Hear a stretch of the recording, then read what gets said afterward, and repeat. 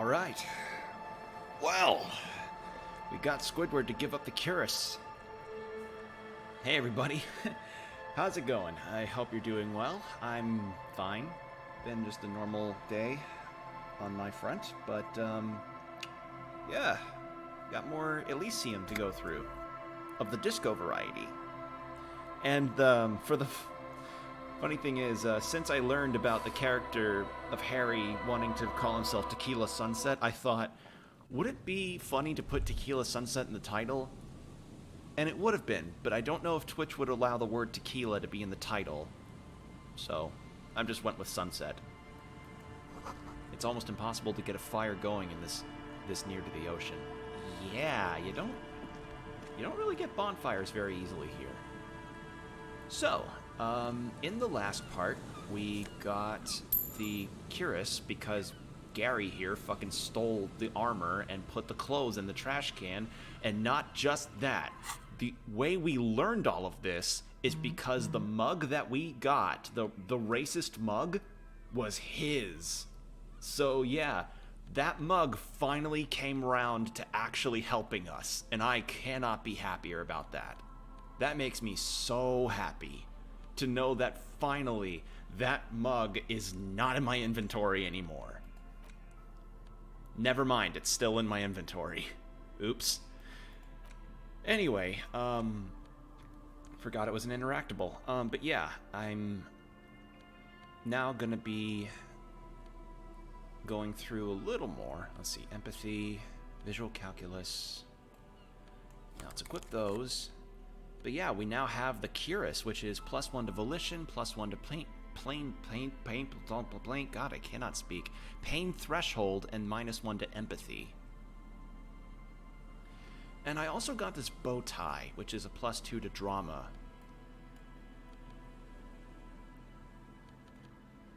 Yeah, I got a lot of stuff. I even got a... God, I even got like a... I even got a plus perception. I even got like introduced to this whole new area with a bunch of new characters and stuff. So yeah, a lot happened in the last part. Even found out that I apparently crashed my motor carriage into the sea.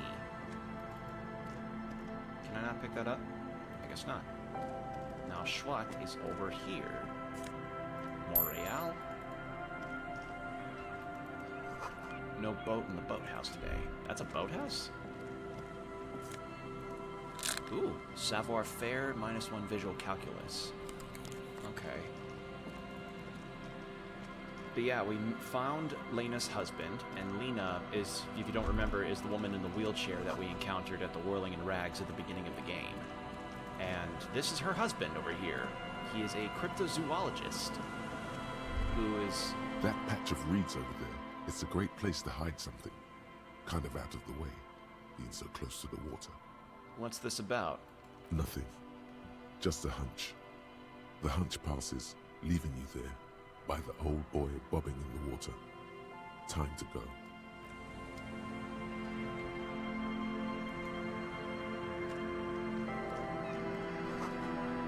A buoy bobs in the water. The number says 11. This game has a really nice atmosphere to it. It feels just like a tired world. Like a world that has the people in it being just tired. Hello, hello. What can I do for you, officer? Did you know Gary was hiding the armor? Hell no. I had no idea.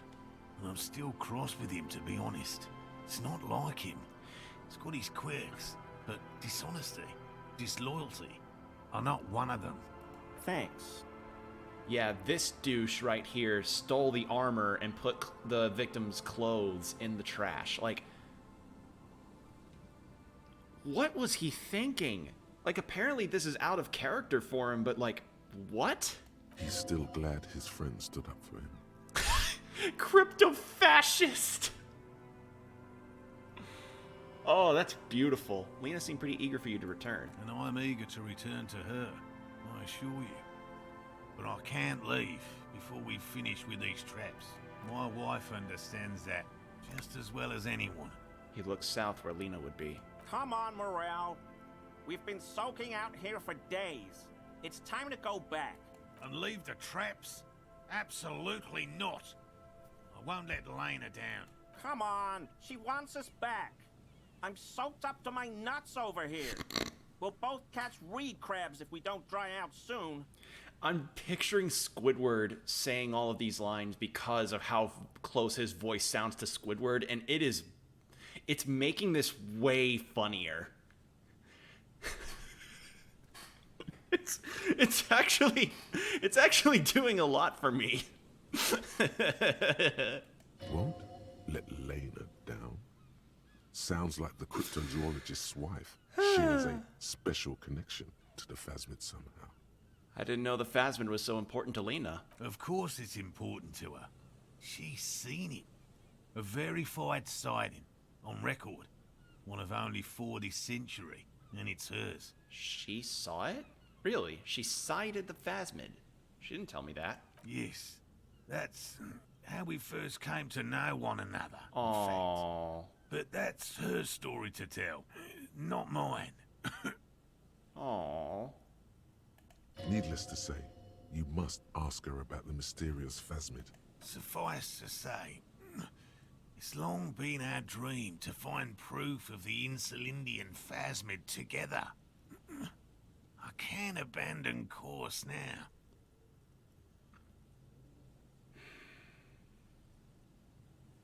I'm gonna go ask her about it. Good. A good quality to have. Both for a police officer and an experimental zoologist. I could go for some trap setting. What if we check the traps for you? I didn't expect you to take such an interest in our work here, officer. Cryptozoology and detective work are very similar. Chaos is my method. It's Scion. I'm all in with this cryptid shit. I'm hooked. They're very, maybe? Yes, indeed. Both require a great deal of research, attention to detail, and, above all, persistence. What are these traps? Or where are these traps? There are 4 in total. One is to the south, on this little peninsula, by the boathouses there. It's very near. Another we set in Land's End, to the northeast. It's behind a small sand dune there, on your way to the old radio tower, after the church. The third is set near the canal, where you crossed, by a concrete slab. A big thicket of reeds going up the slope, and among them... He gestures to the trap in front of him. You should check at least one of those before returning to this one, since I just said it. This one's more of a technicality, but still, better safe and stupid than sorry. That seems like a lot. Do we really have time for this extracurricular venture? What, aren't you having fun? Even relative to examining a week-old corpse, I'm not sure mucking about in the reeds qualifies as fun. But have it your way, detective. If you think it's important, you have been right before. What do I do if there's a Phasmid in one of these traps? Bring it to me at once. Just make sure the trap is closed tight. What if I encounter the Phasmid in the wild? That's highly unlikely, officer. But in the event you do, I'll spray you with a pheromone mixture I developed. It's made of musk and research chemicals. The pheromone should attract the insect to you, or at least prevent it from bolting at the sight of you. It's quite potent. Will last you about a week. Lay it on me thick. He douses you with an odd-smelling spray, a double helping as you present your other armpit, and then gives you a satisfied nod. I hope you're not buying this. He dispenses it without letting you touch the canister, so it would be precious like holy water. It is precious. A single dose cost me God! 50 real to develop. Not that I expect you to understand self-financing one's own research. I mean, yeah, it's like the equivalent of funding your own 3D printing business. That shit, funding your own business can get expensive if you're doing it solo. Like, you gotta have contracts in some way, so this dude spending 50 real to get his shit done? Yeah. Right, which means you two can pack up and go back to the whirling. Whatever he thinks about this detour, it's clear that these men are exhausted and in need of assistance. Finally! Someone's talking sense. Shut the fuck up, Gary. Thank you for your help. Gary and I will start breaking down camp. If you have any more questions, now's the time to ask. We'll be gone once you get to it. Okay. Layman, you always have to prove yourself with this man, which means you have to provide the cryptids. Maybe he'll answer. By all means. Well, first of all, it's damn... I'm expecting it to be quite giant. One known species of phasmid, called the Megaphasmodactyl. Seems puny to... Very little. Not yet. I know by which I mean. I've heard enough first-hand accounts to believe I have to resist. Parthenogenesis, meaning the females don't need males to and it shouldn't. There's nothing dispassionate. Alright. Well, now we have another quest. Oh, God, how many of these do we have? God, that is a lot of quests. So inspect the traps. Alright. So there was one near the boathouses, so let's go check that real quick.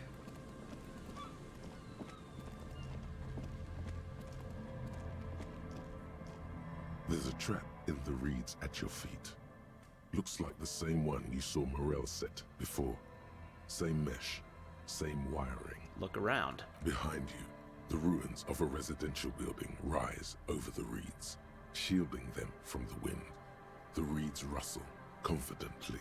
Reach for the trap. Locusts are crawling around in the trap, confused but uneaten. You see no carnivorous reed phasmid gorging on them. Big surprise. Anyway, 1 down. 3 to go. No need to grin. I'm not expecting to find anything. I'm helping some citizens and getting some fresh air. I meant no offense. Just... Yeah, don't be too eager, Kim. Like, we're just being good Samaritans. Sometimes that's all you need to be. And sometimes good Samaritans happen to take some real that's lying around. You know, as a little bit of reward. Maybe. A scattering of bullet holes is spread across the cracked wall, reaching from one corner to the other. Bullet holes on the plaza, bullet holes in the backyard, know about the revolution, know about Feld Electrical. This is a high-ass check. A row of ghostly shades stand facing the wall. There are many of them. Oh. A dozen at least. Their heads lowered and eyes blindfolded. Oh. It's quiet. No sound. No movement. 10 meters away. Death by Other firing shades are lined squad. up in an orderly Jesus. manner. Automatic rifles prime. A gust of wind blows by. The coats of the firing squad flap slowly in the breeze. A single person stands on the side. The sun blazes high up in the sky, baking the planks, the sand, your skin. The order was carried out in the afternoon. A long time has passed since the moment of this fusillading. Rain and grime have Fusillading, since washed wow. all the blood away. Not a trace remains. What is this? The abundance of bullet holes leads to 2 options.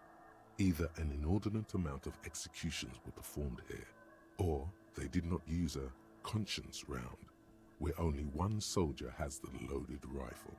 Looks like this was a mass execution with everyone fully armed. Wait, a conscience round? Look at the people against the wall. A host of men, probably in everyday clothes, ragged from the conflict and covered in dust. They were not sitting, a common practice for executions in some nations. As demonstrated by the height level of the bullet holes, they stand, facing the wall. It's impossible to discern any details about their personality or background. Well, yeah, you're doing this through like an imagery thing. Ordinary people, familiar, each and every one of them. Who were they? Collateral damage on the path toward normalcy and progress. Such is your belief, officer. Maybe you should change it. They were praying, screaming. Look at the line of soldiers. 7 men in combat uniforms and dark coats, holding automatic rifles aimed at the people. Soldiers from some side, but from which one? Look at the person standing on the side. The commandant, the one who gives the order. Machine gun fire crackling through the air, the lights of the muzzle flashes dancing on his face. Kim, who was who in this execution? I don't know. I don't know who died here, lined up beside that horrible wall. It could have been any of the parties involved in the revolution. Perhaps the ones executed here were the loyalist conservatives, killed by the communists at the start of the Civil War. Or it could have been the communists, put to death during the last stretch of the conflict by the coalition forces. Remember what Trent Heidelstein said about Feld? What if it was the Feld personnel when their assets were being seized by the revolutionaries? Another likely scenario. The lieutenant nods. Or maybe... What about people from the coalition, the so-called moralists? Yeah, it's very unlikely the coalition forces were the ones who died here. They were always the last ones against the wall. To be honest, if a coalition member was anyone in this situation, it was a commandant, the superior giving the orders. A cold sea wind blows away the figures. God damn. Ugh, learning about war crimes is very, interesting. Sign says, Entrée interdite. An old ticket taker booth, no longer in operation. People paid money to park here? No one would pay now. Oh, God, yeah, that's right. Some places take tickets for parking. A row of ghostly shades facing a crumbling wall, with another 7 shades standing 10 meters. A cold sea. Okay, no, nothing new there. Just literally the same stuff. God damn, though. Alright, money? God, I'm gonna have so much recycling done. Alright, what is this? The boards crack dangerously as you run. Be careful here. More tear. Just a lot of tear. Well, I definitely have my fare for the night in terms of getting into the whirling. The door is not only barred shut, it is inaccessible. And, oh, is that a sailor cap? Fallen people. 2 to logic, -1 to perception. Well, at the very least, we got to see some history, albeit not in a good light, but a light nonetheless.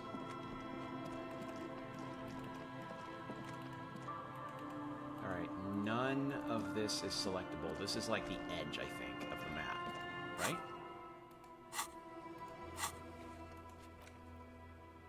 Because, let's see, so we closed, so this is the whirling, and we were close to around, I want to say here or so.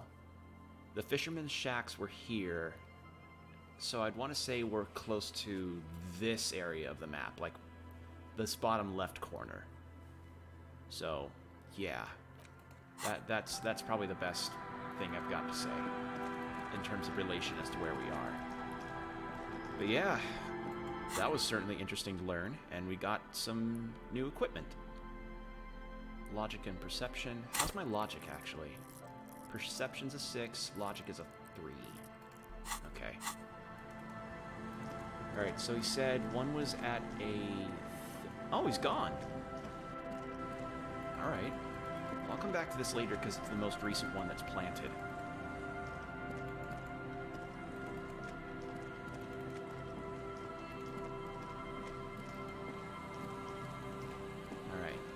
Now that I've got that settled, maybe I can go give Idiot Doom Patrol, or no, Idiot Doom Spiral his jacket back. His bird shit caked jacket. Because, yeah, that was something else that I discovered. Oh, a kick drum pulse. The music is coming from somewhere on the ice. You feel the shadow of a very large building fall over you. Oh, is this the church? Dusty pews in the shadows. Yep, this is a church. Okay then. An altar shrouded in dark, or something like that. It's too dark to tell.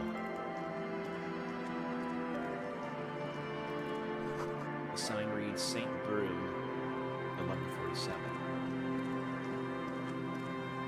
Okay, so that's the church. Where's this go? God damn, that opening that sluice really unlocked a whole lot of stuff for us, didn't it?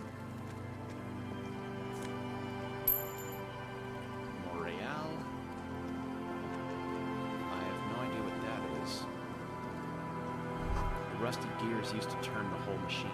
The building before you housed the engine. Must have been the big one. The chain trails off into the ocean to who knows where. This barrel has been recently discarded. It smells of fuel oil. An old door, worn by elements, guards the depot. The wind has blown. Ooh, that is a in tough front of it. check. The door hasn't been opened in a long while. You see a handle. What is this thing anyway? It's military. A service depot of some sort.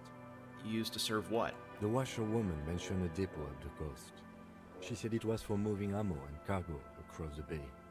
Wow. This might be it. Wow, that is a hard check. I don't have a level. No, I have 2 skill points. No reason to put them into interfacing right now except for this door, I think.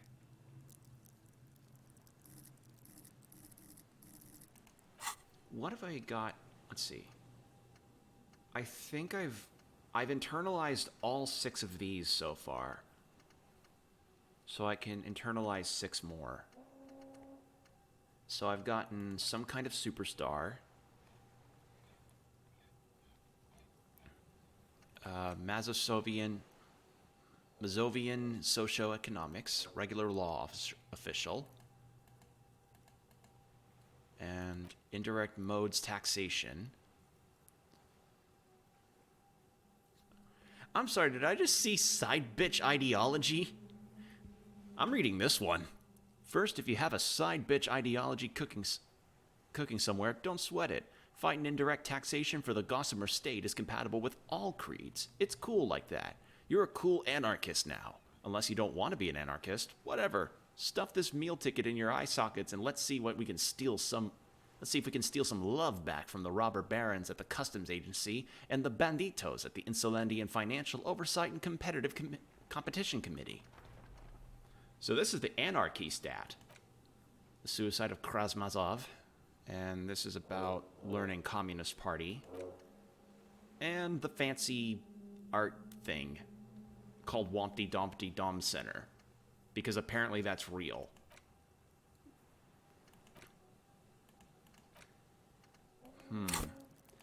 I'm gonna come back to this later because this is a hard check. Alright, nothing around there.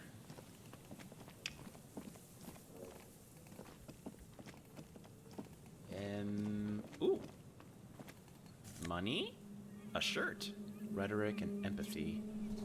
And money.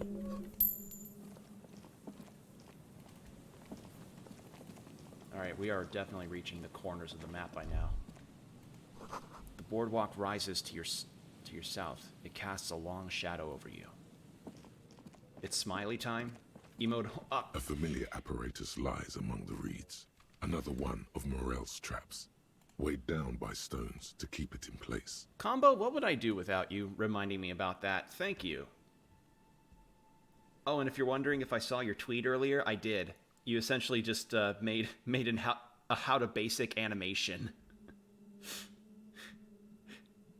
You made a how to basic animation, dude. But yeah, I've seen your tweet. Good stuff so far. But yeah, thanks again for reminding me about emote only mode. I keep forgetting that I have it turned on. Sometimes it happens. Look around. The reeds shake sadly in the coastal breeze, weighed down by rain.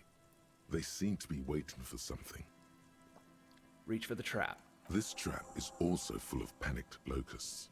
No sign of any But he got elf and cryptozoological lead beast gnomed. inside. Got elf and lead gnomed. What? Another empty trap. How are you enjoying the cardio, Lieutenant? I'm quite enjoying it myself. Always up for a good jog.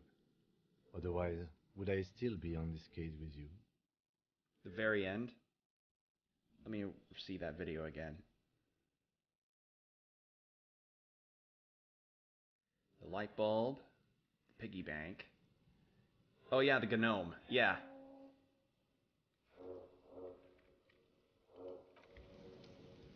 Yeah, you're doing good work on dreams, man.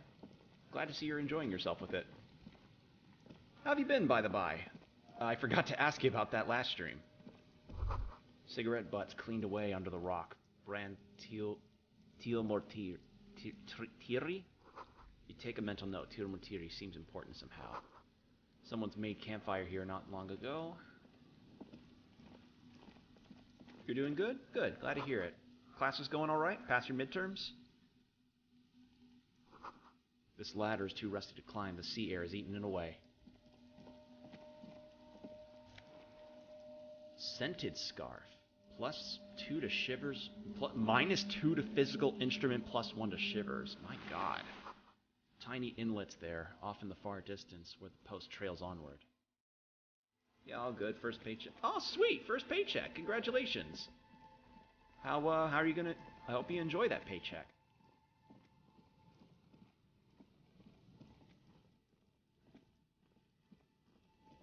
And by enjoy, I mean probably use it conservatively. Do not, like... Okay, so here's my general advice when it comes to paychecks. Don't blow it all immediately. Like, if you want to get something cool like a game or something, that's fine. But if you want to get something, like, really expensive, save a portion of it for it. Yeah, smart man. Good man. But, yeah, I in particular actually recently made a purchase on my PS5 that is getting the Yakuza Remastered. So, yeah, I now have Yakuzas 3, 4, and 5 on my PS5. So I'll be able to play those sometime down the line. So, in the future, look forward to streams of those. That, for certain, I can guarantee you. Alright, what is this? Full of holes. Could possibly hide treasure? Look inside. Ah. Well, I can give that to Idiot Doom Spiral.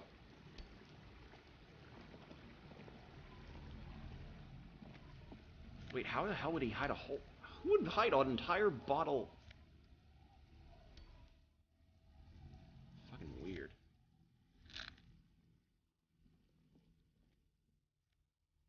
Wow, I'm getting a lot of money out of this.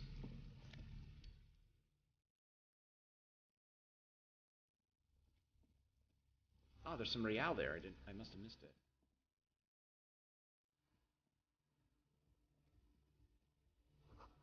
Trash from some unending party. A pulse spewed into the ice keeps the tent erect. Erect. More tribalistic markings. This post is covered in little humanoids.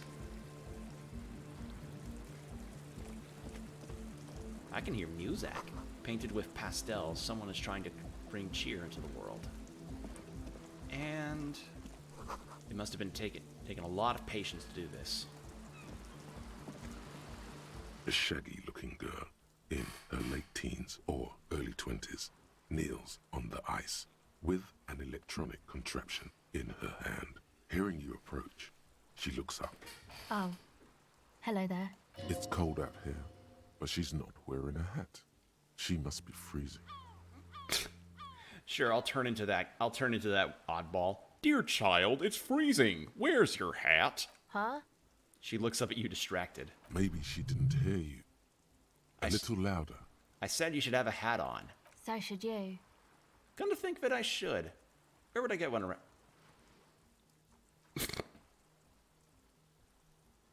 I don't know, some kind of a store?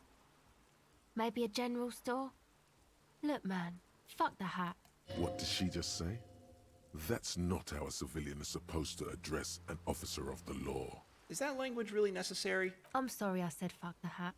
I was concentrating on something else. My whole family swears and it rubbed off on me. What's your name? Estelle. Her hair is dyed blonde, with dark roots showing.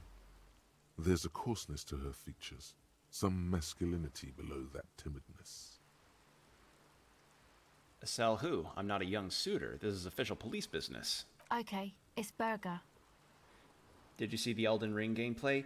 Yeah, Marmota brought it up in the last stream, and I mentioned it before, and I guess I'll say it again. I am so spent about Dark Souls stuff and From Software stuff. Like, I had my time of adoring Dark Souls and Bloodborne and all of that stuff, and I'm kind of at the phase now where I'm just kind of like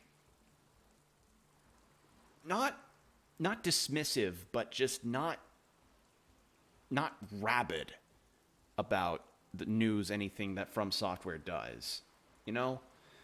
Like, I have my rabid moments when it comes to games that I'm interested in, like the Dragon Quest 3 remake and Dragon Quest 12 and a lot of other games that I have developed interests in, but I think due to how homogenous Dark Souls has gotten, as well as things like Elden Ring and Bloodborne and all that, I hear the names and my mind just immediately blanks. Like, it just feels like the conversation in any way turns into just those topics and nothing more. And that's not a bad thing. People can have passions. I'm passionate about stuff. I'm passionate about playing this game. I haven't been able to shut up about this one for a while, but you just reach a point sometimes when it comes to certain topics where you just feel like the conversation's gonna get into that one direction and like the rails shifted. You know what I mean? So yeah, I at least wanted to see the gameplay, and yeah, it looks like Breath of the Wild Dark Souls. Hate for that comparison to be made, but it's gonna be made. If anything, I'm more excited for SMT5 coming out soon.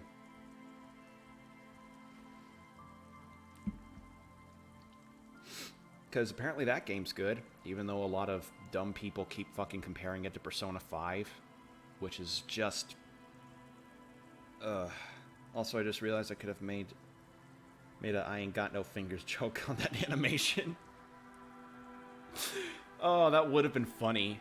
You have little reason to doubt that's her real name, but she's not all that surprised by this cop show questioning, is she?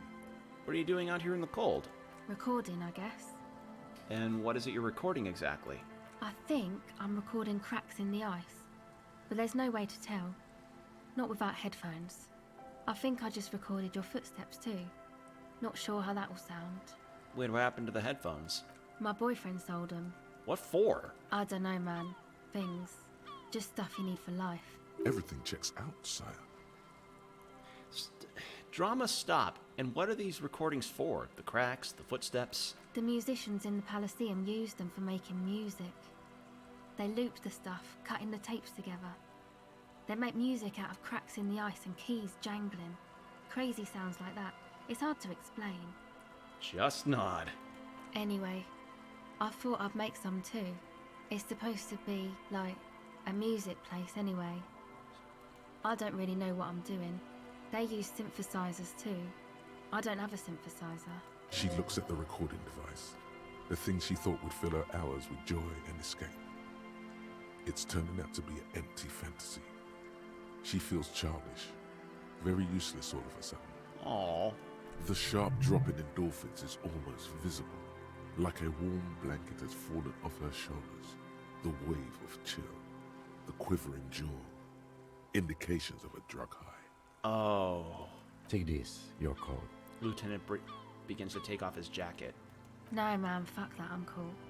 I'm sorry I said that. I'm sorry about the fuck. It's okay.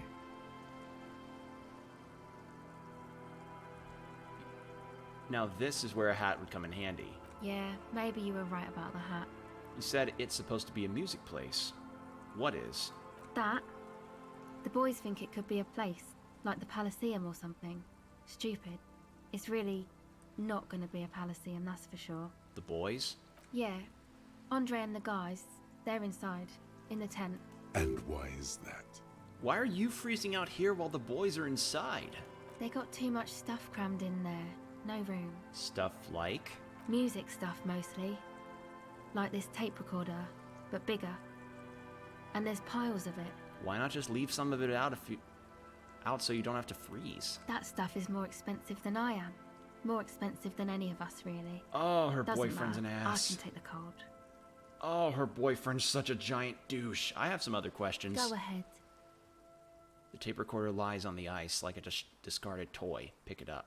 No, it's hers. What's the device? This is a portable recording device. It's for field recording. Low quality, but still. And the wires? Actually, just one wire. I picked on it till the braiding came loose. The wire leads to a contact microphone. And what's a contact mic? A contact mic records sounds from inside things, like this ice. Nice. You could maybe bug someone with it. Wiretapping. How does that thing work? The mic? I don't exactly know.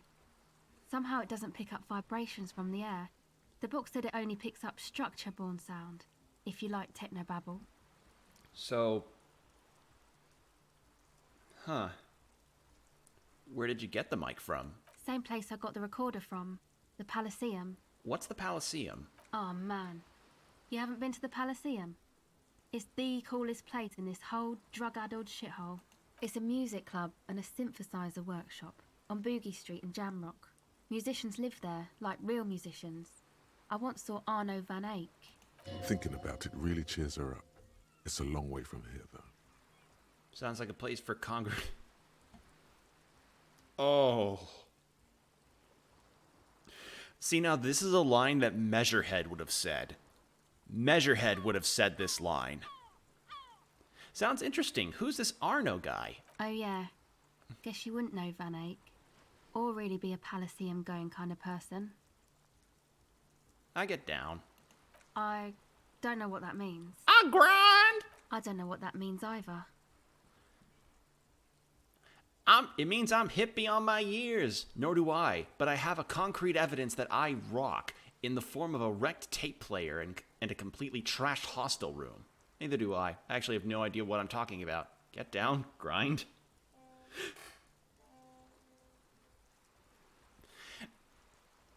Yeah. That's cool. Never mind, let's talk about the contact mic. Sure. Actually, I have some non-mic questions. Okay. I'm gonna try and get some level of a modifier. Tell me about this music place you've been planning on the church. It's supposed to become like a club for anodic dance music, like that new style of synthesizer stuff they play at the Palaceum. Except that, yeah. She looks at the old wooden church up on the poles. As a means, wind comes blowing in. The 6-story structure lets out a doleful shriek. What is anodic dance music? You know, anodic, cathodic, music that's made with electronic instruments. Electronic instruments like... Synthesizers and tape consoles. Microcomputers too. Anything that uses electricity, but isn't guitars. Also found sounds, stuff like that. You see clear, beautiful, violent flashes of light. Light cutting through a smoke-filled darkness. That is what the future will look like. If it ever comes. So you want to turn the church into a club? I know. It's not my idea. Andre and the boys found the place. It was supposed to be deserted, but now they can't even take it. Hey, you two are cops. Why do you ask? Okay, well... maybe you could talk to Andre and the guys. Because there are some strange things going on in that church. If you're police, you should look into it, right? We'll see. I prefer to remain non-committal. They're inside that thing there. Would be cool if you did. Was there something else? Enough about the church, then. I had other questions. Go ahead. You seem surprisingly comfortable with being questioned. Why's that? Well, it's just questioning, right? You're just questioning me. It's what cops do. Have you been questioned before? Once or twice, yeah. I'm sorry I haven't had the Revershaw experience they get east of the river. What's east of the river? Rich people. Rich people are east of the river. I bet they're... Who are these rich people? They sound wonderful. I'd like to be one too. I bet they're really rich. They must be very special to be so rich. Let me guess, the rich people are not from around here? Strange, the existence of rich people does not stir any emotion in me. Bet they like it that way. You keep them rich. So what trouble have you gotten into with the police? The usual. I had a shitty run as a teenager. What's the usual? You know, drinking, getting into fights. The ugly stuff that happens when you move out your parents' place at 13. In Forberg. Oh, God. Interesting term. Time to glean some knowledge. Wait, what is in Farborg? Is this a rhetorical question? No, I literally can't remember even the most basic terms sometimes. Forberg, not in Forberg, is a massive banlieue south of Jamrock Quarter. It is the largest ghetto in Revachol, possibly the world. I know what Jamrock is. Let's say I didn't. We are Jamrock, sort of. Martinez is called North Jamrock sometimes. Jamrock is also a ghetto, only smaller than Forberg. Wow. God, that sounds like some kind of weird Manhattan Island kind of district within district stuff. And why did you have to move out when you were so young? My dad was a drunk. Plus, I guess, I just wanted to drink too, you know. Get my party on. I get that. I'm a major party animal myself. Major. Drinking, partying, and disco music are bad for you. You should take me as a warning example. I have other questions. Go ahead. It's an empathy check.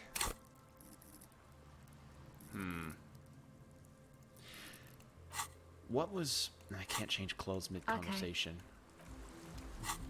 What was something that added to empathy? Inland Empire... Perception... Kingdom of Conscious...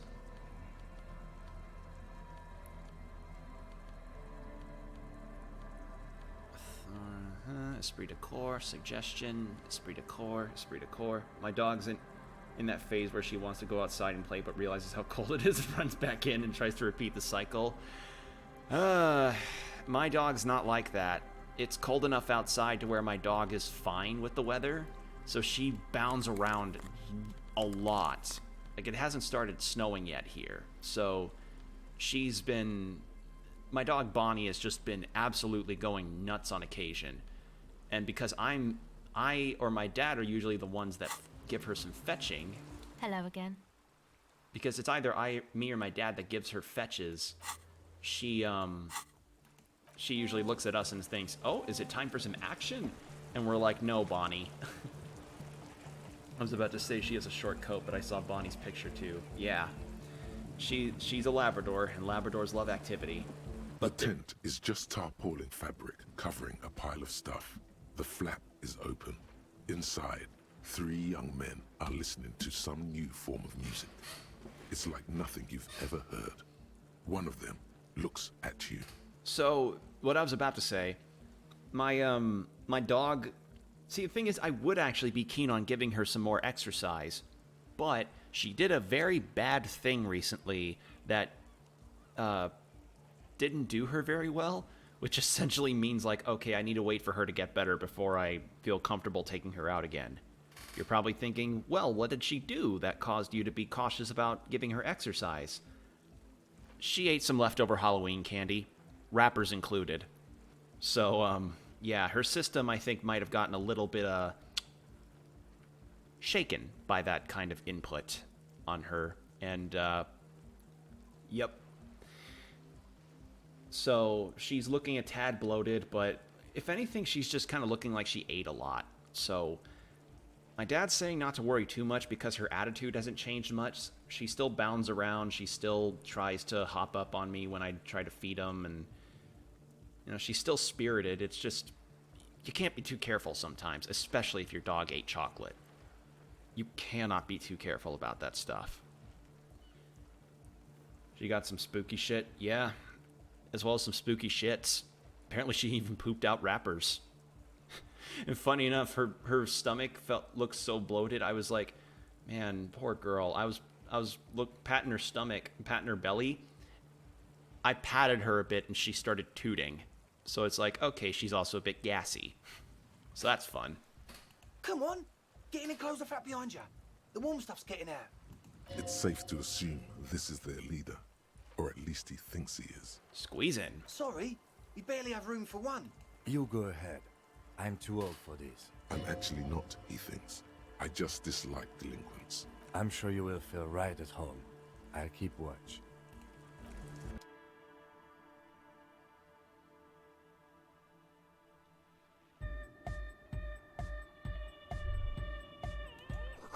Smells like sweet and laundry detergent.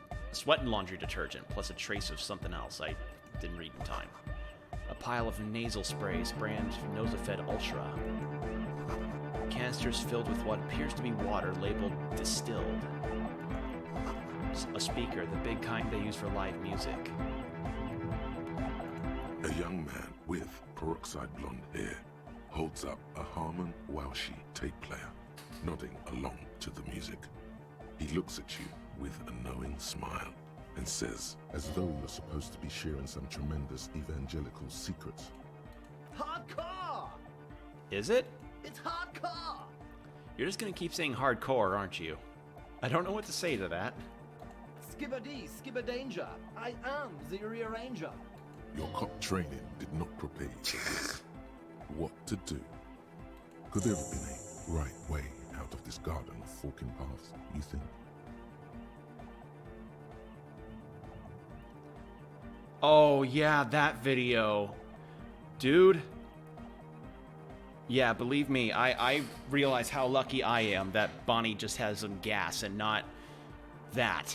Although if she did feel that, she probably would have done it outside, gracefully. The young man, This is hardcore. It's hardcore! Skibbity, your cop training, why does he have hardcore? Hardcore! Still say nothing. Hardcore to the mega! Say nothing. Internally coherent. Still say nothing. All core! Alright! Yeah! Say nothing. he furrows his brow as his very large head traces the sublime invisible movement of the music in the very real air of the stuffy tent. I hate that hedgehog. Yeah. Hardcore! Ah! So hardcore. Is it though? I was just thinking that a moment ago. One mind, one spirit. There's no other world. There's no other life. Okay, that's good. I liked that. That was funny. Go speak to Andre. I'm just annoyed. Hard yoke? Yeah, hard yoke. What if I want to speak to you first? I suck at socialising, man. If you go speak to Andre, I'll have time to tune in, get a reading on your side.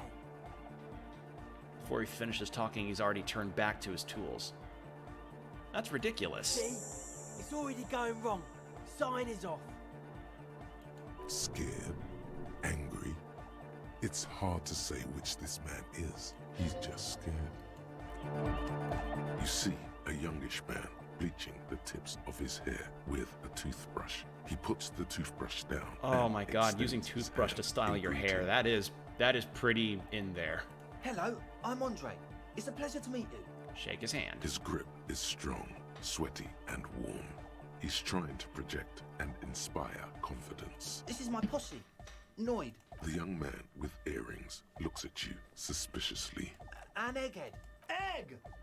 The tape player high above his head continues to blast what is probably anodic music. Together with a Settle Burger, who's out there right now, doing some seriously progressive sonic experimentation, we like to think of ourselves as music venue organisers. Wait, how many music venues have you organized? We have many in the pipeline, officer. Why are you here? You see, we've been all over Jamrock North, prospecting for real estate to establish a new venue in. Also for talent. Yeah, thank you, Egghead. And while there is no shortage of raw, unfettered talent spinning tapes in Jamrock, we've had rotten luck with the real estate part. Place is a shithole. I apologise for my friend Noid's potty mouth. I realise this is not how you speak to a police officer. He has authority issues.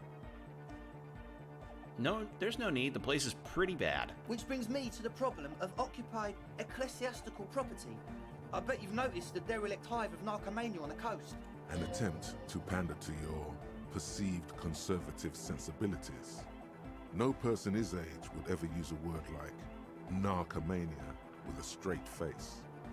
Don't fall for it. Enough histrionics. What are you talking about? I'm talking about the church, and I'm not exaggerating.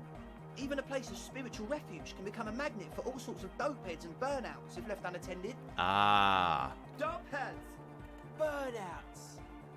Well, I'm sad to say, that's exactly what happened. Sad because we were just about to put Martinez on the map with one of the maddest dance clubs in Jamrock. Nah, strike that, in Revachol. Strike that! The world! And sadder yet, because the dopeheads and burnouts holed up in there were the worst kind. He leans back a little, watching you with a steady, serious gaze, letting you imagine just how bad those dopeheads and burners really are. Good. This calls for an opinion. You're an expert in those. I feel like you may be laying this on a bit thick. What's really so bad about these dopeheads and burnouts? They're spooky. What exactly do you mean by spooky? I was hoping you would be the judge of that, officer. All I can say is, their spookiness is the kind that keeps us from restoring this church into a community centre and a place of spiritual refuge. Also, they don't eat or clean the building. Shit's gonna collapse. People just want to spin tapes without them spooking it up. Place has bad signs. No one can dance like that. Thank you, Egghead. So you're gonna look into it, right? It should be a police matter. Getting them out. Whatever spooky stuff they're doing, I'm sure it's not what the Ecclesiastes meant their property for.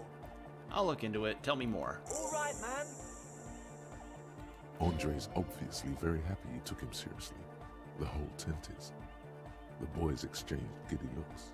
What is the status of the church? I haven't gotten inside the building yet. I asked Noid to install a measure against more drifters wandering in.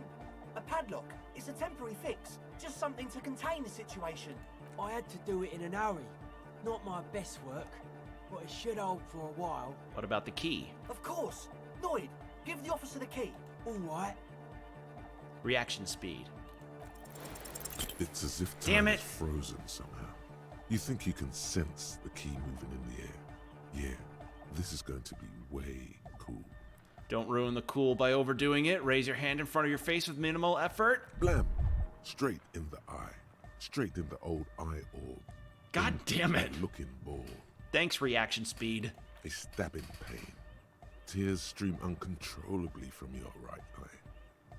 Ouch! God damn asshole! What is wrong with you? Can't you see I'm in pain now? Man, I'm super sorry. That was totally my bad. I got overexcited. Threw him too hard.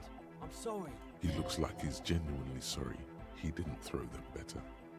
I'm sorry. Bend your face in mockery of his useless contrition.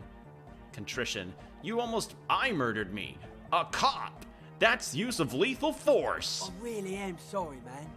Just take this, okay? He pulls some black paper from his belt. Wow, looks like there's quite a lot there. I don't need your pity money. Now where were we? The key? He is shifting in his spot, uncomfortably, still feeling sorry for the mishap. We were talking about the padlock, I think. How long have those people been locked in there? Not long. Like a week, maybe? How can you be sure they haven't starved to death? I'm super sure they're alive. I mean, come on. I'm at least 90%, maybe 85% sure they're still alive.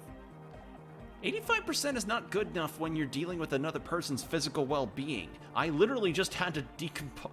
I literally dealt with two dead bodies. 2. Okay, I'm sorry. I'm sorry too. I guess it wasn't very hardcore of us to just lock them in like that. No. Me too. I shouldn't have that kind of power over another person. I'm not the one with the violence monopoly here. You are. I'm glad that key is out of my hands now. These guys are just dumbasses. Sure, man. Tell us what you want to know. These Let's do it. These are like the equivalent of... These 3 are the equivalent of what you'd see as an Adult Swim cartoon. That's the vibe they're giving me. Like, I could totally see these 3 guys being the main trio of a Adult Swim cartoon, with the girl outside being like the normal one. Who exactly are the people inside the church? Truth is, I don't really know. None of us do. I don't Rick? even know how Yeah, many you do there get are. Rick vibes from the hair All we've here. seen are glimpses. You haven't seen them, and you'd want to involve the police? Well, there's also the machinery.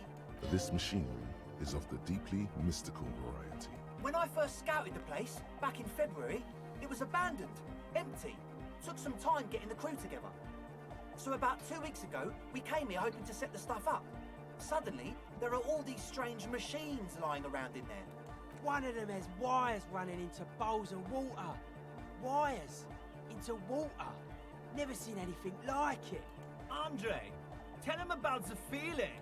Oh, and it felt like there was something in there with us, watching us from the dark. No, the other one. Which other one? I'm not as in tune with my emotions as you are, Egg.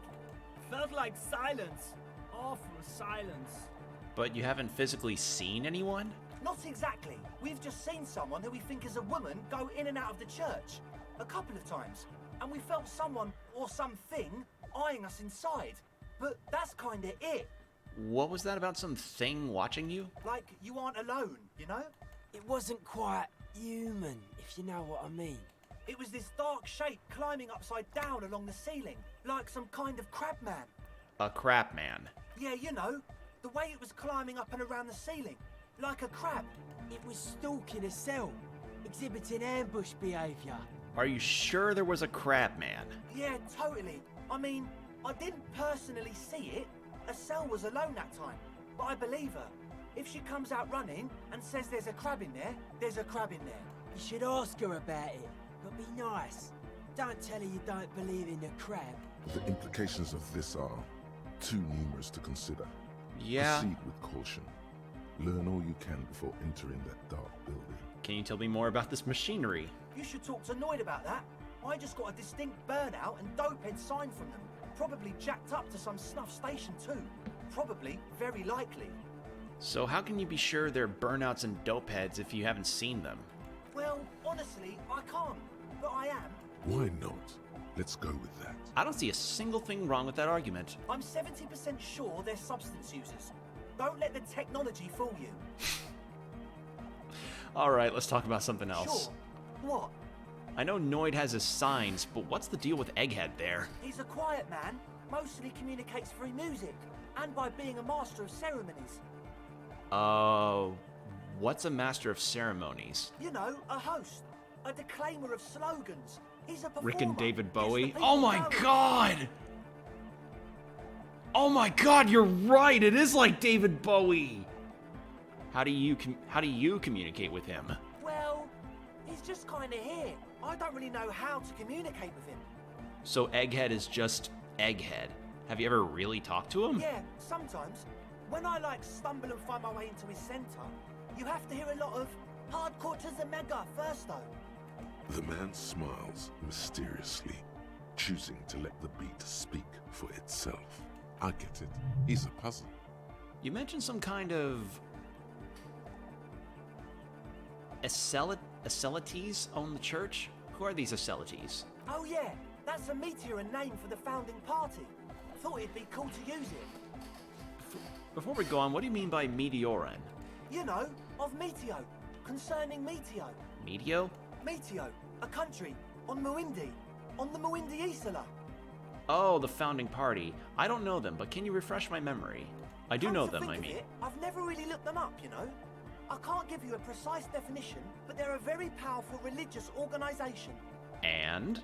And they have roots in ancient mass society. And they're the custodians of the Pericarnassian church.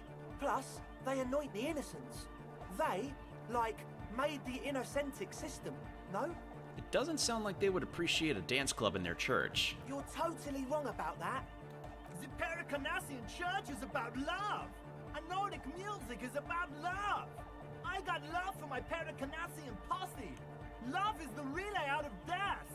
We dance! He violently shakes the tape player as if to say he can break it. As if to see if he can break it. Love is hardcore! Unity! Unity! Make some noise for my Insulindian posse! He turns the volume up and then looks at you with a knowing nod as if it's obvious you will now break into dance. You feel it. The anodes and the cathodes coursing through you. Your big toe starts tapping along to the bass, as if testing the waters. I don't quite understand what you're talking about. What's a posse? I guess love can be pretty hardcore. I now understand it was lame of me to suggest otherwise. Anodic music is about love, and so is the Parakinesian Church. Yeah! Yakokata! The place to be! He seems ecstatic that you share his vision of Pericarnassianism. Do it for the masses. Do it for the crew. Earlier, I found an old man who had bumped his head on a metal bench and died, and also got an incredibly dry lecture about radio computers. I didn't want to say it, but it was pretty lame of you to imply otherwise. Anyway, you got more questions? The one with the large head is still looking at you, nodding his head, waiting for your body to start moving. Yeah! Let it out! Let the disco happen! Bring the disco into this world! Get this church shit on, and then dance there, motherfucker! For a second, I thought that was Egghead talking. You feel like you can go for a little disco when, or if they get this club going. You've got it in you. I wanted to ask you about this tent full of equipment. Yes. What? I see you brought your own water. Yeah. Good to have, bitch to carry. When I first scouted the place, I did some reconnaissance. I'm not sure the church even is running water. And it's distilled, too. Oh, He doesn't know what to say. it's the one they sell at the fuel station. Hate to tell you, but it reeks of sweat in here. It does, doesn't it? Told you we have a smell problem. Wait, I also smell ether. Why? Ether? I don't smell ether. Do you, Noid? No, It's mixed with a peculiar chemical scent like laundry detergent. He sniffs the air, then shrugs. A shrug is good enough for us. Why say it when you can shrug it? What's with all this Nosafed? The what now? The Nosafed Ultra. You have a lot of it lying around. Oh, the old Ultra. I have a major sinus infection. Stuffy nose. We all do. Shit's all blasted up. Winter. Can't even breathe. You sound fine to me. Yes, that's all Nosafed's doing. Without the Noser, I'd be drowning in shit right now. Nosafed is the shit. Now on to the next thing. Yes. All right, enough. He nods enthusiastically. No doubt, a little. Oh relieved. God, Logic 2? Oh yeah, I put on the glasses. That's also would probably explain the failure that I had on a medium.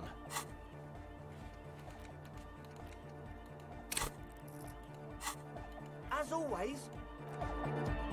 All right. Well, I have to admit that is actually a very nice beat.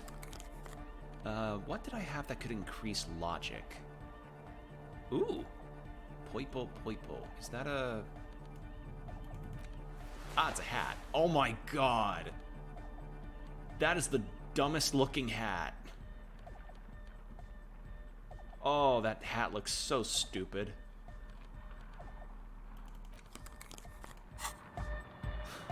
Hi again. So, Oh, how way things better going? though. A number of things don't add up. Let's take a look. How about gather around, kids? Okay, kids, now gather around. The young speed freak puts down a busted capacitor and looks at you. The one with the large head seems very enthusiastic about whatever you have planned. Their would-be leader is less amused. Sometime in the past, I'm not sure where and how, I fell sick and became the shadow you see now. But before that, I have reason to believe I was a police detective. But you still are. Thank you for your kind words, but everyone in here sees I am a disgrace to the uniform. What happened? Life tore me a new asshole. That's a real downer. Now, obviously, that might be as well have been 1,000 years ago, but there's still some detective left in me. The young speed freak is silent. He senses something is wrong. This isn't the making of a club. It's a tent full of laboratory equipment for manufacturing drugs. I have no idea how you arrived at that conclusion, but it's wrong. Look, we even have speakers. One speaker. They have one speaker.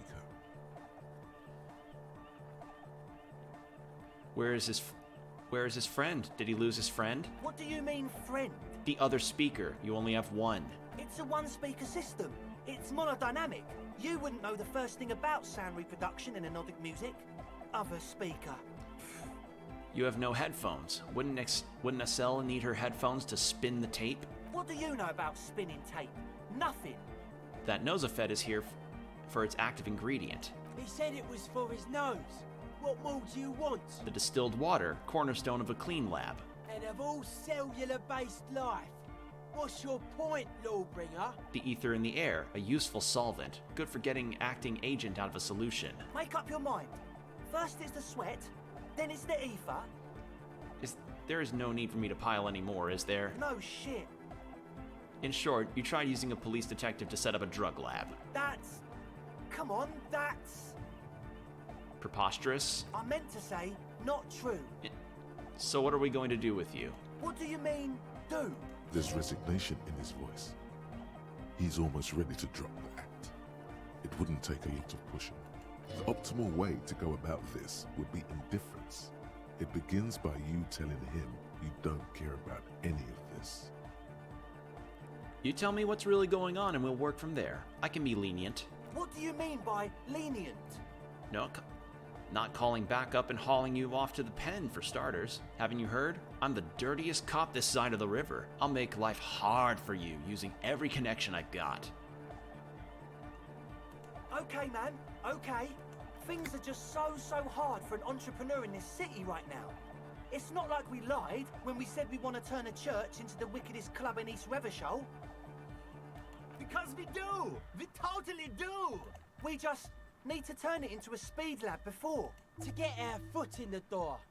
And why did you need me? Like I told you, spooky arseholes moved in while I was getting all this stuff together. A month ago, the place was empty, and now it's all spooked up. They're not really spooky, are they? No, man. They're spooky, all right. It's just that they would also probably call the police if we started cooking speed in there.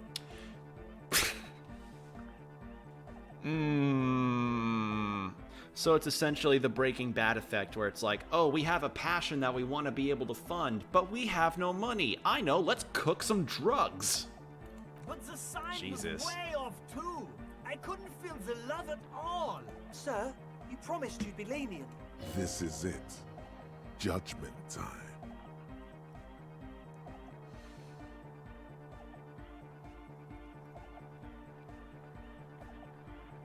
Let's do this clean. No speed lab, just a club for anodic music.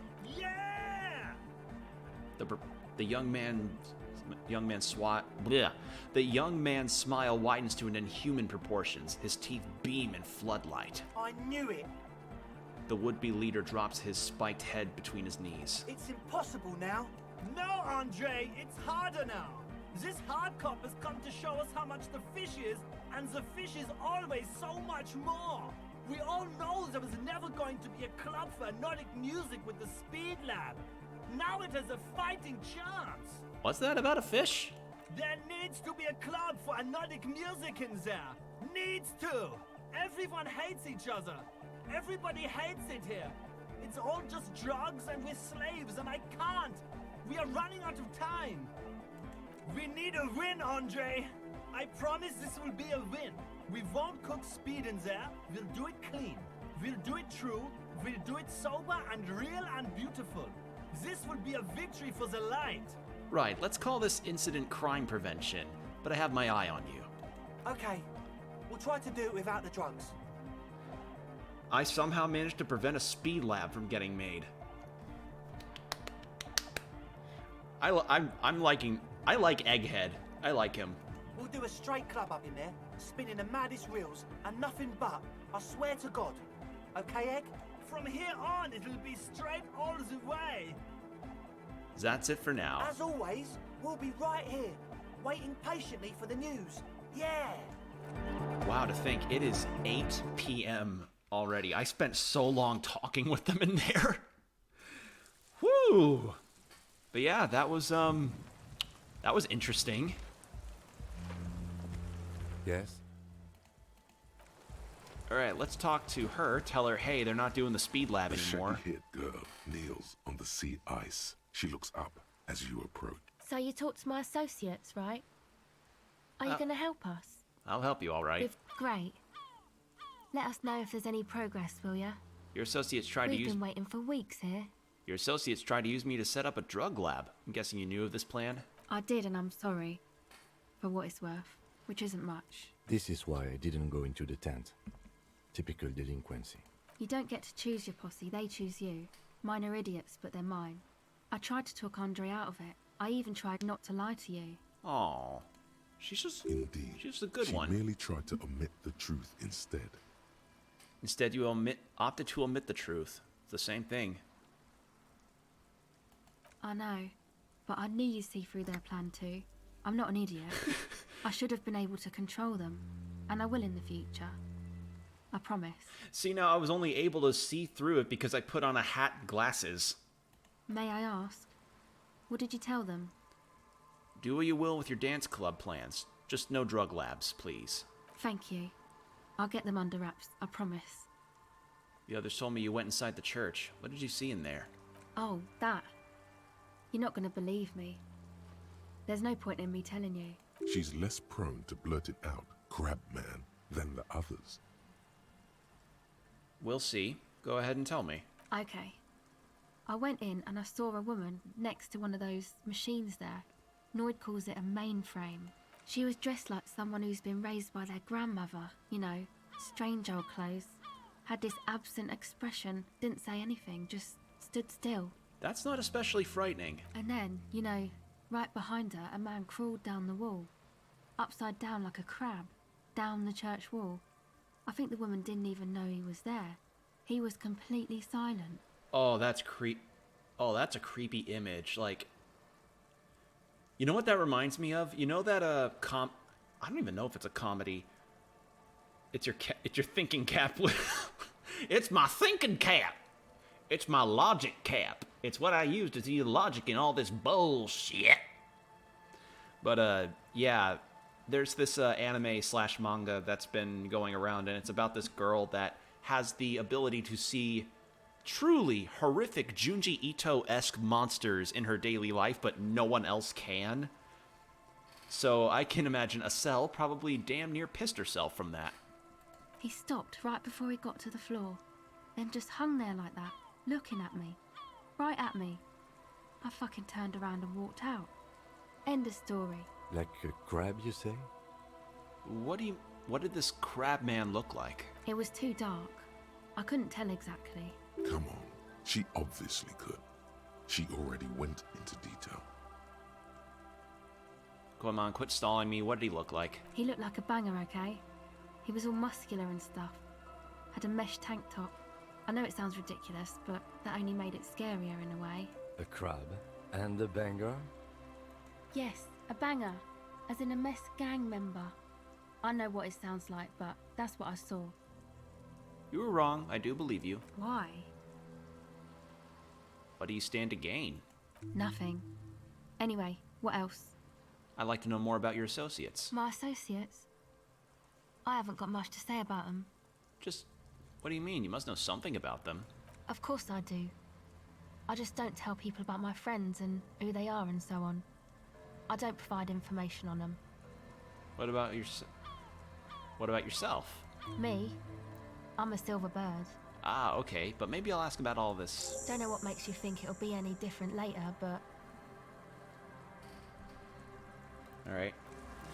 Well, that was a very interesting sequence of events.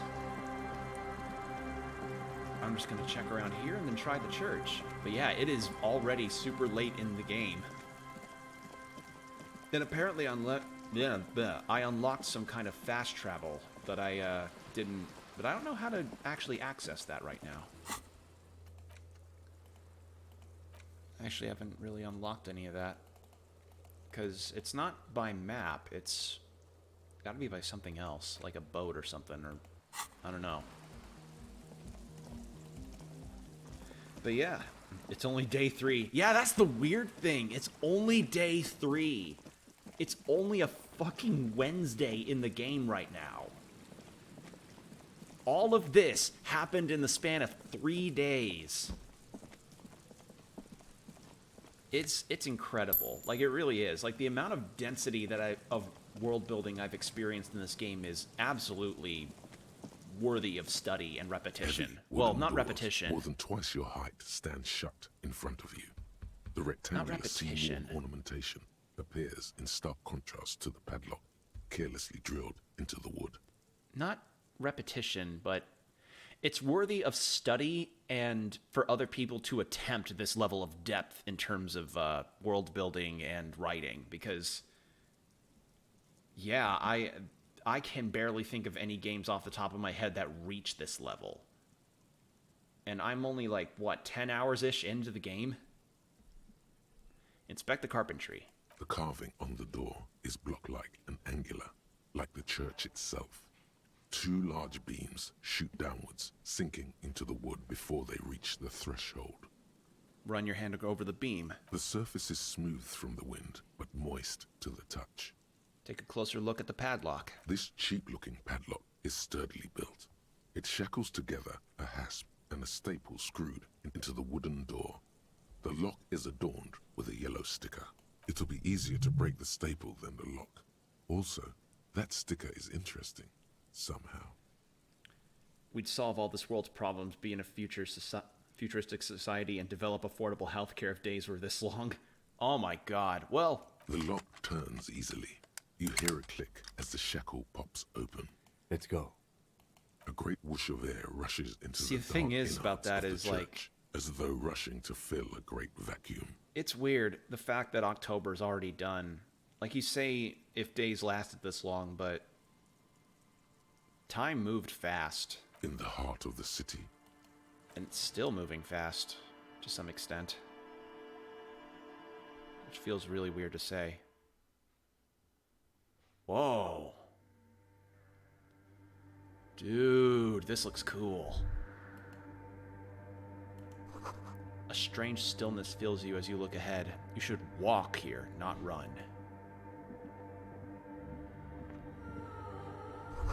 A grotesque wooden figure looks half-finished. Feels like it's trying to become one with the church. So walk here, not run. More of the forked lightning pattern you saw outside. Bark beetles? No, it looks intentional. Some long-forgotten style.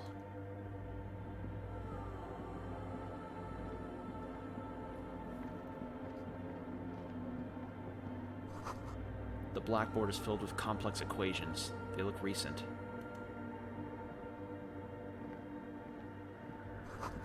Two decks of reel-to-reel tapes spinning on empty. A portable Harman Woshi tape recorder. Is it possible it's recording something? Someone siphoned electrical currents from outside into this antenna.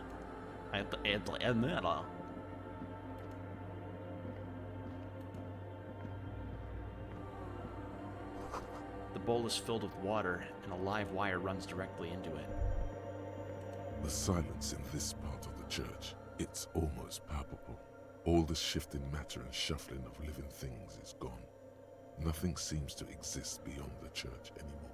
Maybe if you were to stand in just the right spot, even your footsteps would be completely silent. Wait, I think I still hear something. And then it's gone. Almost all of it. But for the faintest of hums, it seems the sound here is detached from its source somehow. If not blotted out, outright. Truly unusual. So it's... oh my god. So it is complete silence. You can hardly hear your own breathing. Yell as loud as you can. Your voice is barely audible. Not a howl, but the softest of whimpers. Stomp your feet and clap your hands. You produce a few muffled thumps, after which the silence feels even more total, somehow. What's happening? The lieutenant points to his ears and shakes his head. Then he leans closer. Can you hear anything? Not really, but it's extraordinary. I've never experienced anything like this. I wonder why the church was built with such strange acoustics. His detached tone conceals how uncomfortable he is. Whatever it is, it's definitely real. Something odd is happening around us. The lieutenant doesn't reply, but you can sense him tense up next to you. Either that or time moves slow when you're a detective. Probably. Or time must move slow, like, when you don't have a bunch of clocks around you that make time feel faster. Or something like that. I don't know, I just sometimes feel like as we got older, everything just felt like it was getting faster, like it was getting put into a hurry. Whereas we felt like we didn't have as much to, worry about. It's just weird. Days did feel faster recently. Look up in the bell tower. The orderly rows of ceiling panels become barely visible, then disappear completely in the darkness of the tower overhead.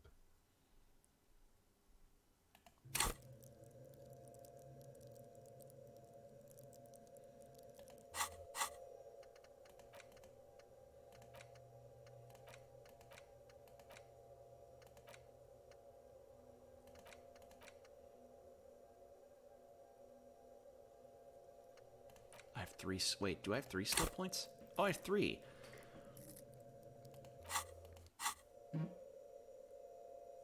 It cannot be retried. Do I put a point in perception to get this? I kind of really want to, because I'm not... Like, I've gotten 58... I've gotten checks in the 50s before.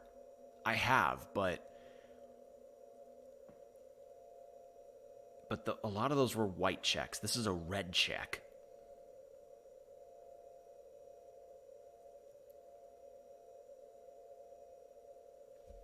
Fuck it.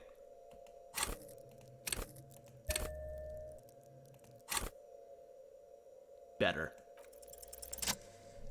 Got it.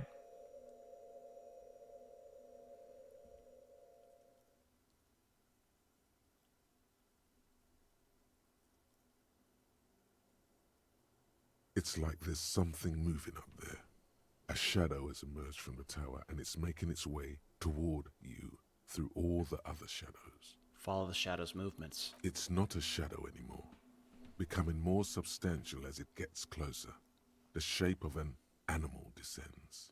Officer, is there something up there? The lieutenant follows your gaze, attempting to see whatever it is that you are seeing. Oh no, you've lost sight of it. Where did it go? On the ceiling? Yes.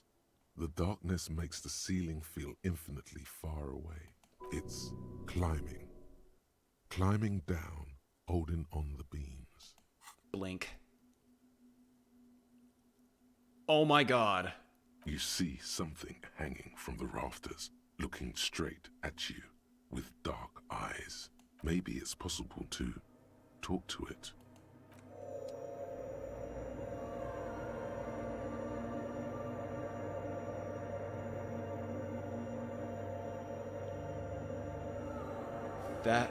Oh, this is creepy. Ugh, I'm getting goosebumps from this. Eee! Whew. Oh, I legitimately felt some shivers there.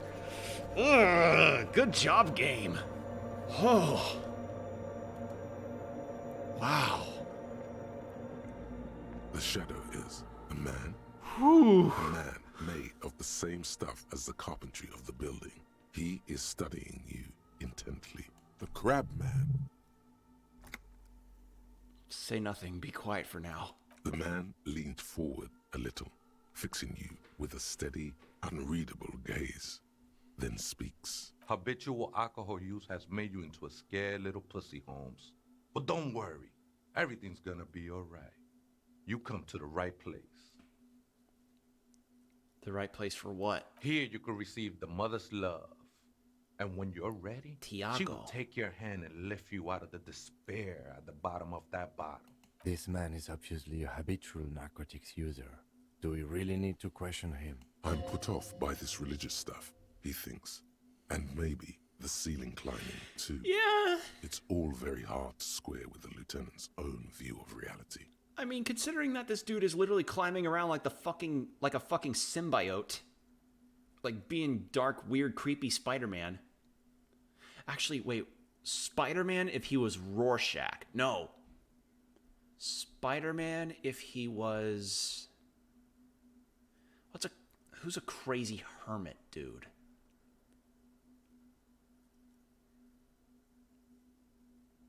Oh, I don't know, but this was unsettling. Like, that actually was really unsettling. Hey, and what was that about, the bottle again?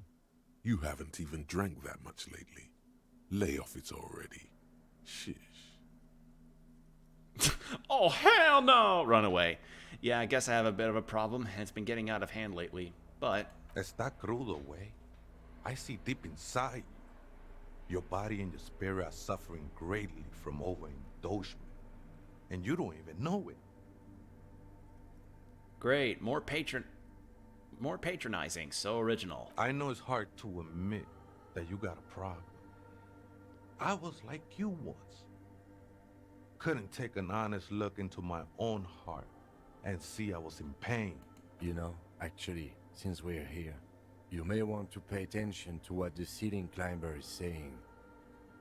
Adjust your tie. Who do you think you are? Some crazy guy under the roof? What is this shit? You know, alcohol is central to my identity. If I wouldn't drink, I just wouldn't be me. For some reason, I feel you have a point there. This is stupid. I don't even know what this is. That's all well and good, but we need to talk about unlicensed occupation of illistatic property, or elastics, that... I don't know how to pronounce that word. Don't trust me. Trust the mother. I'm only the messenger, Holmes. This is the Church of the Mother of Silence. You are welcome here. He sways gently on the beams, waiting for you to take it all in. This Mother of Silence sounds like a serious player. You might want to be careful until you find out what you're dealing with. Some ravers want to turn this place into a nightclub. The ones in the tent outside, right? I see them. Think they scared of me. Wait, do they have a reason to be scared? Nah, man. They look pretty funny. And I don't harm no one anymore.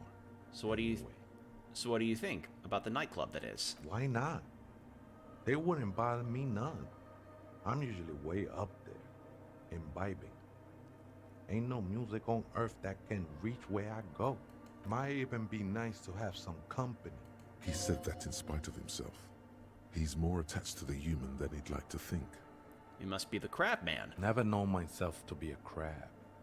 But if that's the name you got for me, I won't stop you from using it. To be fair, it is really more like a spider. I always thought of myself more like a flame, flickering along the rafters and beams. It may be that I gotta work on my technique. No, I'd say spider. That's not the only technique he's working on. Look at those carved sculptures. And is that a satchel of tools over there? Wait, did you also carve the sculptures? Sure am. Whittling wood used to be something I just did to busy my hands. Now I use those same hands in service of something greater than my own restlessness. You're promoting the objectification of women with your reactionary deception of female bodies. Honestly, I don't get it. All these figures look half-finished.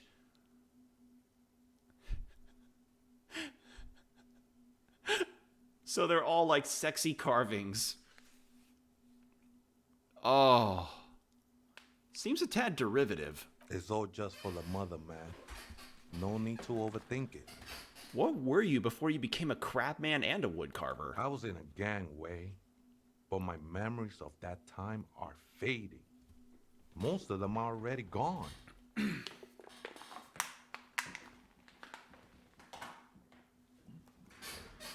Shake your head. So many people losing their memory. A certain portent of doom. I lost my memory too, and it haunts me. I lost my memory too, but I like it. It's like I get to create a whole new me. Start again from scratch. Certain portent of doom. Nah, Ese. It's not like that. Best thing that could happen to you. Losing your memory. Do you remember your name, sir? Tiago's my name. But those syllables don't mean much to me these days. A name isn't just your identity, but also, so to speak, your place amongst your fellows. Your place in the world. I ain't got no use for such a place anymore. My name's Harry. Extend your hand for greeting. That's just the thing, Holmes. None of that matters. He ignores your hand and his limbs mere shadows below the ceiling. What are you doing here? This is a special place. There's a perforation in the world up there. A way out into nothingness. This church was built around it for purposes of veneration. I circled it, nurtured by the silence bestowed by the mother. One of these days, I'll be pure enough to go drink from it directly. Who's this mother of silence you keep talking about? Oh, that's no simple question, I said. She is one who can be painted or sculpted. She is a cavity in the dark beyond sense. She saved me, but I couldn't describe her to you. No one can, Holmes, and no one ever will.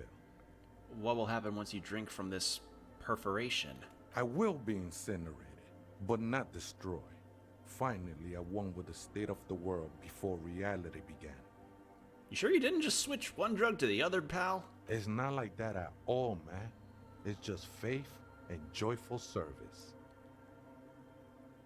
Faith is a kind of drug. I heard that before, Way. And I know I can't convince you on the spot. But think, when's the last time you woke up from silent communion with a hangover, regretting what you did last night? There are drugs darker than alcohol circling your system. Let's agree to disagree. I was being insensitive. Sorry. Let's move on. No worries, man. I know this shit takes time. I still don't understand what you're doing in the church. I'm a seraph, Holmes. I sing the Mother's glory. Can you sing for me? Sing for me. Sing for me something. I ain't from no Marietta, if that's what you're thinking. And the song I sing is silent as the mother. He lost his cool there for a moment. Seems you hit some nerve. I'm a seraph, Holmes. I sing. I don't mean literal singing, Holmes. This is the mother of silence we're talking about. It's the singing of a burning heart. You may be thinking, but fire crackles. No, Holmes. That's the material that's burning. The flames themselves are without sound. How'd you even find this place? Hard to say. I think I did some construction work here, back when I still had material worries. Up there, I realized what the true purpose of the church was. Been spending a lot of time here ever since. The past is nothing to me now, Way. It didn't belong to me. Right, I had other questions. The sinewy figure lingers on the wooden City of beams, Amnesia? blending into the shadows. Yeah, kind of. I don't know how to describe the scene that's before us right now. This is weird. Like, again, this is the same game where I roundhouse kicked a racist in the face. And also where I examined a fresher dead body on a boardwalk. And proceeded to learn about how a man ruined his life because he forgot his apartment keys. And now I'm talking to a almost literal Spider-Man in an abandoned church in a place that is so devoid of sound and life that it felt like being suffocated with silence. You've been here a long time. Do you know why the church was abandoned? Police raid a while back. Did you witness it? Not really. Or at least I don't remember much of it anymore. The mother's love has done its job. That's what's so great about the mother. It lets you forget about everything. Do you know where the other spooker is? ¿Other spooker? Oh, esa viejita es muy estudiosa. Don't know, Holmes.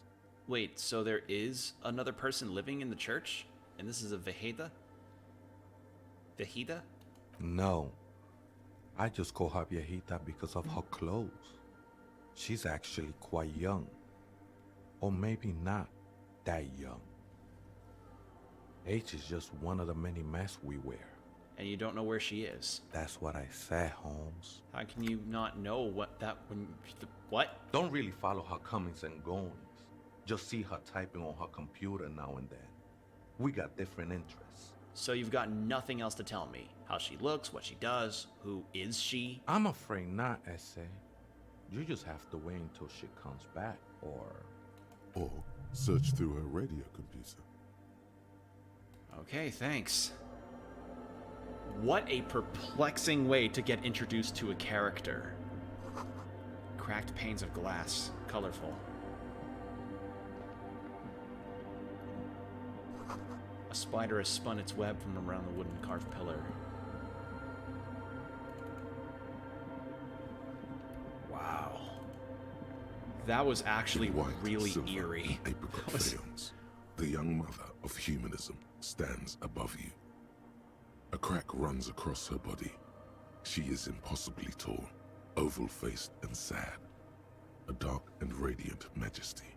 This is her innocence, Dolores Day. Cradled in her arms are a pair of glowing lungs, clearly visible from underneath her flowing dress. Kneel. You should kneel. Kneel. No. Leave me alone, woman! No. Cold wind seeps in from the crack in the glass. Snowdrifts cover the floorboards at your feet. Above, you feel her multicolored eyes on you, inspecting you, as if under a microscope. Look up. The woman looks down at you, standing there. She towers among her followers, architects, laymen, courtiers. There is a sad smile on her lips, and a glint in her green-blue eye. Of what? Compassion? Remorse? She acknowledges the passing of someone who is still alive. You. It's morning. As that terrible word passes through your mind, the lieutenant draws an X-shaped cross from shoulder to shoulder. Do the same. Your fingertips touch your chest 4 times as you stand in the apricot-colored light of the window. Above you, the woman still smiles, her distant smile, sundered by the crack in the glass. This is Dolores Day. The old woman in the village was right. This must be the Delorean Church of Humanity in Martinez, or the small Pinewood Church in some records. You knew of this place? It's a minor landmark, not easy to find. Most maps misplace it. It was built not long after Revachol's founding, 300 or so years ago, by first-generation settlers. What else do you know? There used to be 7 stave churches on the coast. Les Sept Sœurs, they call them. The 7 Sisters. Only one remains. The rest were burnt in the revolution or used for building materials. We should be respectful here, although the building appears to be deserted. I do not believe we'll find anything connected to the lynching here. Something else, perhaps? Respectful? Is the lieutenant a follower of DeLoreanism? A pang of guilt? The lieutenant is leaving something out. Do you know why it was abandoned? I have a theory, yes. There was a police raid a while back. I heard the place was shot to pieces. The old woman in the village was being tactful with us when she didn't mention it. She has more respect for the RCM than many around here. Who conducted the raid? Well, your station was involved, I hear. Although I can't be sure. You're not sure? 3 precincts were involved in the raid, and people say Precinct 41 was one of them. I guess I could have been here. I'm sorry, I'm not saying you were. It was a clandestine operation. I don't know anything about it, why it was conducted or who participated. I try not to pry into extra-district matters. If I was here, should I find out what I was doing? Good luck. I You should will find out what I not was get doing. information on a confidential operation from your station secretary just by calling.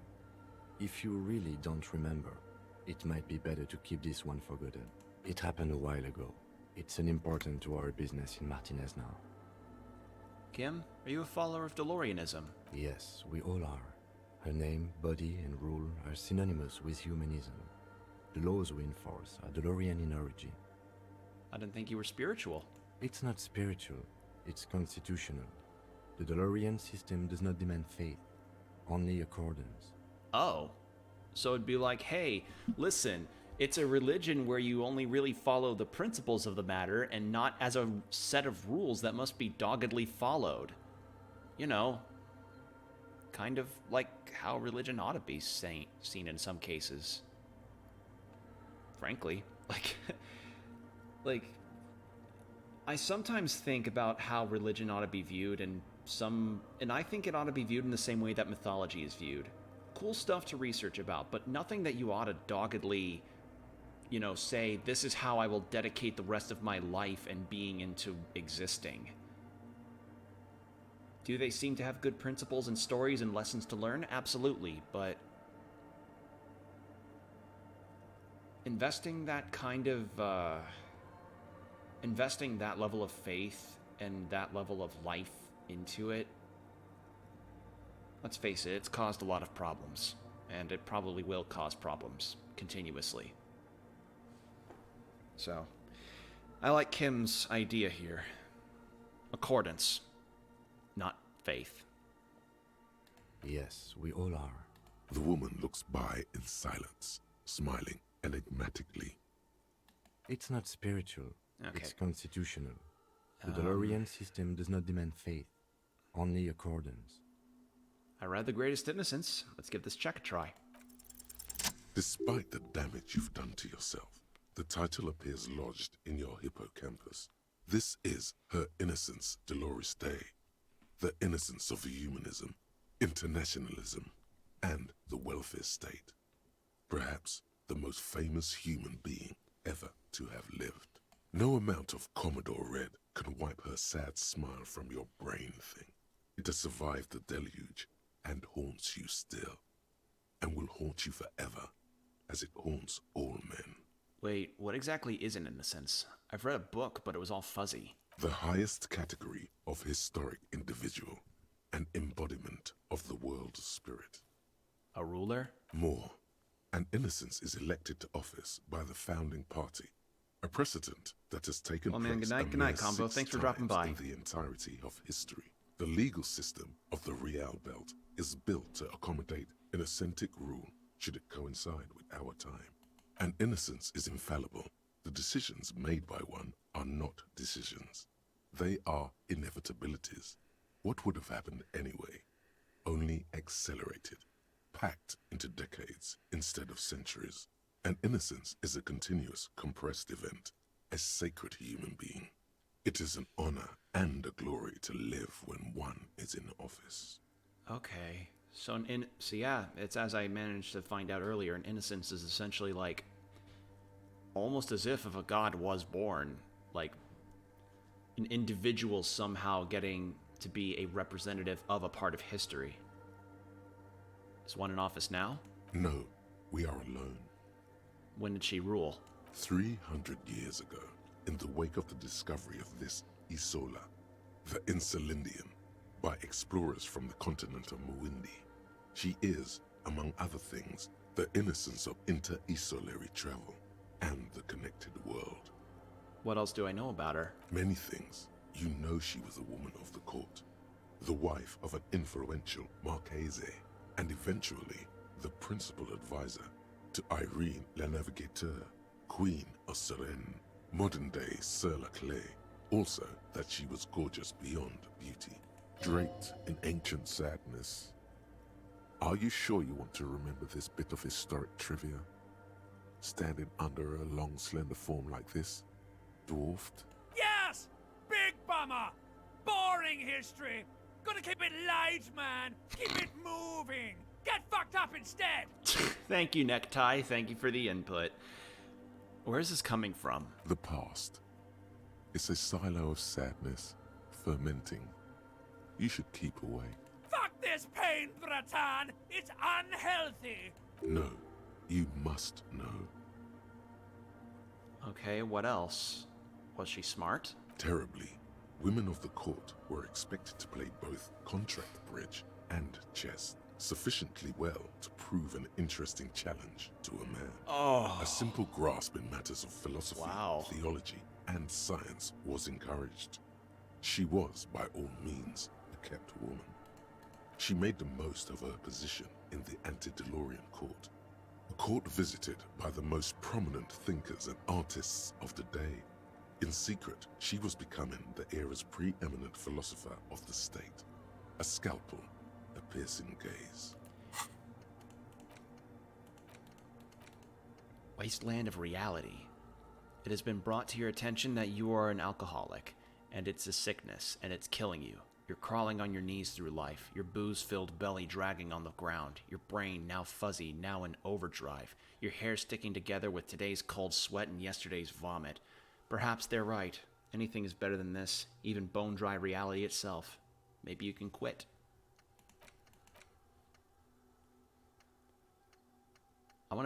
Let's try internalizing regular law official.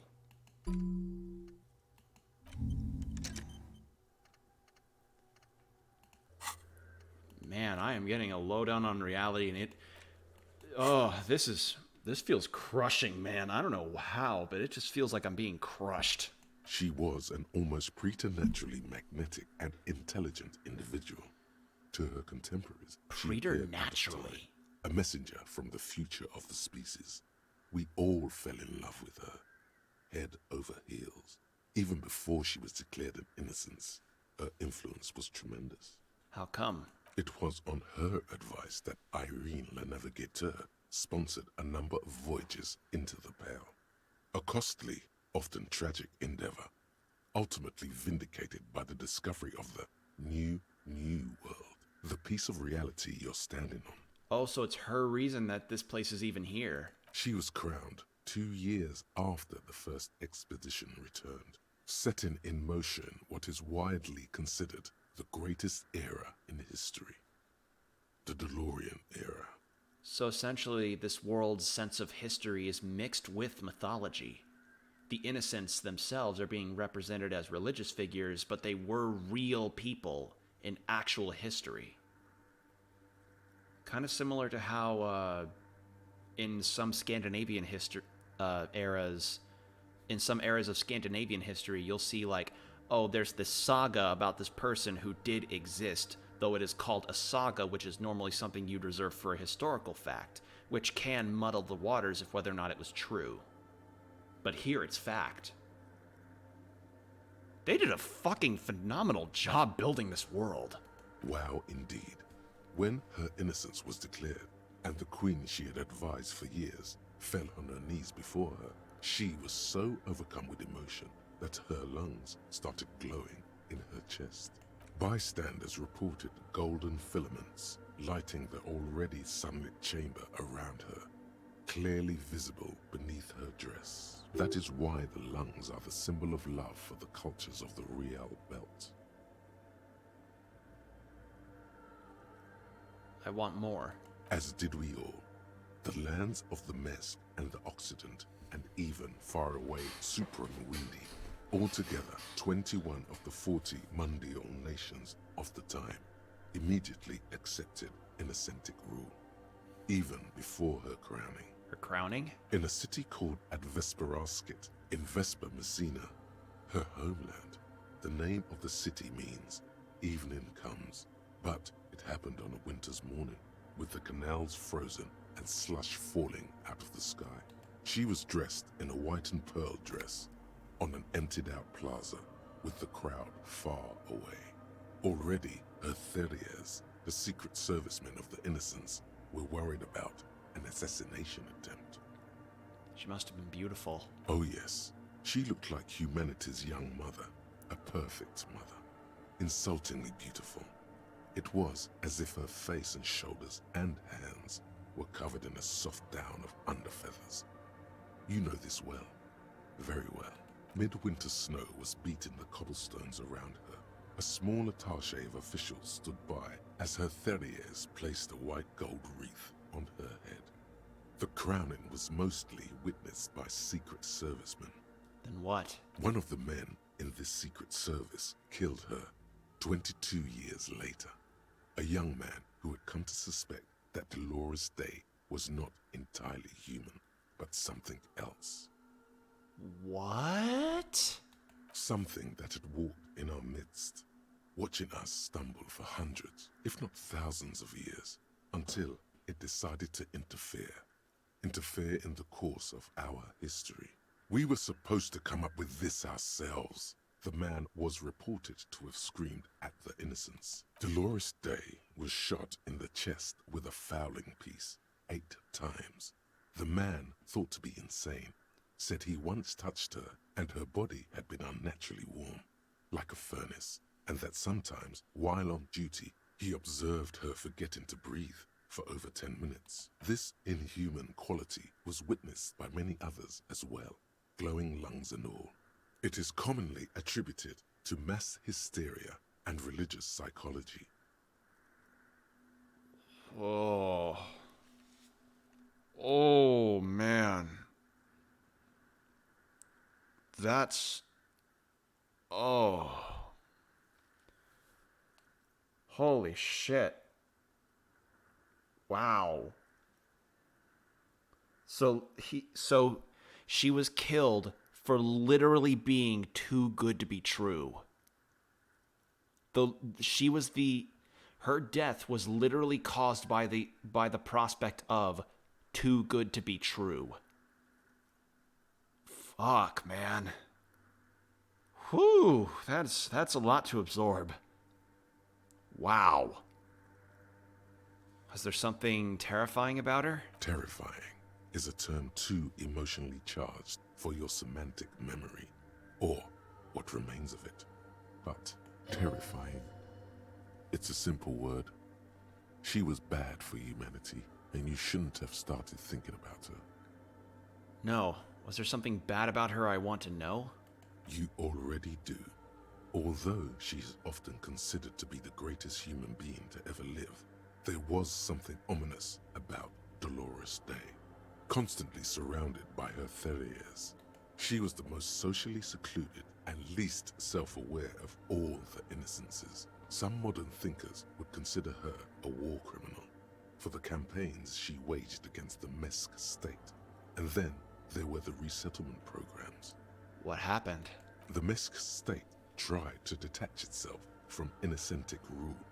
Parts of the world were experiencing whiplash from accelerating into secularism. Her mandatory education programs and mass resettlement of upstream Marguerite were problematic as well. Dissenters were suppressed by a military force she called the Army of Humanity. She adored chess, yes, but also military war games. Dolores Day often holds a tiny tin soldier between her index finger and thumb in icons such as this. She was also blonde, the blondest woman you have ever seen, with green eyes the color of the Pacentic, mare interregnum. Little is known of her Marchese husband. It's as if he vanished from history after completing his role, which was to introduce Dolores Day to court. In conclusion, yes, there is something lonely, paranoid, and even terrifying that people seldom mention, but feel when they think of her. So kind of like when the Ara Ara is a little sus. This subtle terror is part of her iconography. Lieutenant Yefrater, you've stood there for over 5 minutes. Oh my god, that's right. We have been talking to conceptualization and fucking encyclopedia for 5 minutes. What are you thinking of, if I may ask?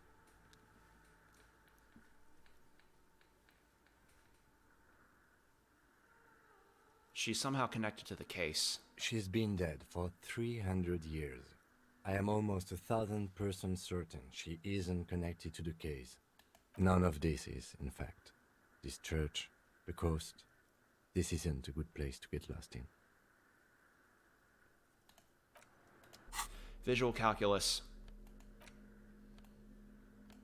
I need to get my visual calculus up. Where's my other stuff that...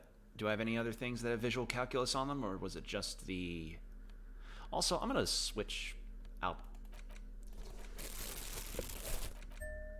There we go. Perfect. Visual calculus, that's my... Oh, that's +1. Hell yeah.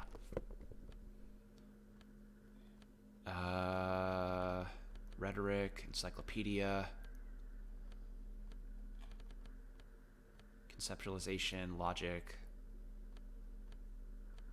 Alright, that's it. The white ceramic cuirass hugs your torso, shielding your vitals without adding much bulk to your form. Your movements cause tiny little clicks, like dice rolling somewhere far away, as the plates reorient to your motions. I will be responsible with this. This is just to protect me from harm, not to show off. The hardened vitreous enamel, at once sleek and voluptuous, adds a glow to your cheeks and a spring to your step. Just imagine what a full suit of this stuff could do for you. You really do feel more confident. Invulnerability does that. Even partial invulnerability. This is long sought after enemy technology. I can't just enjoy it, I must study it. Remember, this is a highly specialized kinetic redistributor meant to stop bullets. Wear it. Observe its properties. See if there's a weakness in the design. For the day you have to fight someone covered in the same material. Fuck off, Half-Light. Oh man, that was so much. Wow, I didn't even leave the church and I had a whole lot of shit to think about. Oh. Alright, well, I've got the visual calculus to do now. The mother of humanism stands above you, a precious and complex wax painting on a single pane of glass. A crack runs across the length of her body, her face oval and sad. 72. The shards glimmer. God damn it! You see little pearls of light on the edges of the crack that splits the female figure. Something was written there. Remains of broken letters line the emulsion. What it said, you do not know. Well, I can always try another time. Alright, well, how about we get out of here? And yeah, walk here, run. Actually, wait, computer. What is this? A machine stands in the corner, watched over by the figures on the stained glass window. It's turned on and quivering with soft electricity. A radio computer. And it's turned on. These machines sometimes harbor traps, he thinks. Alarm systems and the like. Let's be careful. We should leave. I doubt this place bears any connection to the case. Yeah, let's get out of here. Oh, man. I don't know, like, I don't know how to put it. That was just suffocating. And I mean that in a really good way. A prayer book has been left open. Yeah, nothing else to interact with. Whew. That was something. Well, now I can tell Estelle about the crab man, in quotes. My god. Like the eerie choral music alongside the crab man showing up and all that weird stuff, it just... I don't know, man. That felt different. Like, that felt very different. Oof. Alright. How about we talk to Estelle, tell her, hey, guy's got a name, he's not dangerous. Hello again. Wait, did it get lower or am I... Oh, it's because I must have taken off an empathy thing. Oh, that. She's less prone to blurt it out. Crap. Okay. She was dressed like someone who... And then, you know, he stopped. Like a crab, you say? I saw him. I saw the crab man. You saw him? Does it mean that you went in there? Did you see the other spooker, the one in Grandma's clothes? No, just the crab man. That's odd. You should search her machine. Maybe it says where she went. Oh. So I can check that late. I should probably check that later. But it is legitimately getting late in the game, so probably wouldn't be a point right now. Whew. Oh man, I learned so much. Like, that was the most fascinating lecture I think I'd ever been a part of in regards to a game. Way more fascinating than learning about the fucking radio computers with that dude and his kid. Alright, if this is a bridge, I'm knocking it down. A pane of eternite has been planted into the snow. 2 poles are holding it up. Barely holding it up. It could fall over any minute. A stronger gust of wind might be enough. What is this? It looks like a makeshift bridge. Could be convenient. Push push it. The pane falls into the icy snow with a soft thunk. Oh, that's way better. Now I even got some real for it. School of fish huddle around the fence post, then scatter into the darkness. Well, we better head back to Martinez. Relax, it's not yours. You didn't crash every MC in Revachol, hopefully. Oh, I didn't even see that frame there. Alright. What's over here? A book, a primer for small kids. Alright, door's locked. Not going to attempt to open that because somebody actually lives in there. There's the lady.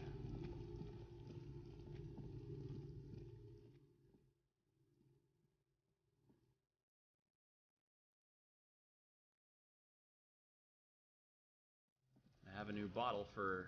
Oh, I have the coat too. That's right. I forgot about that.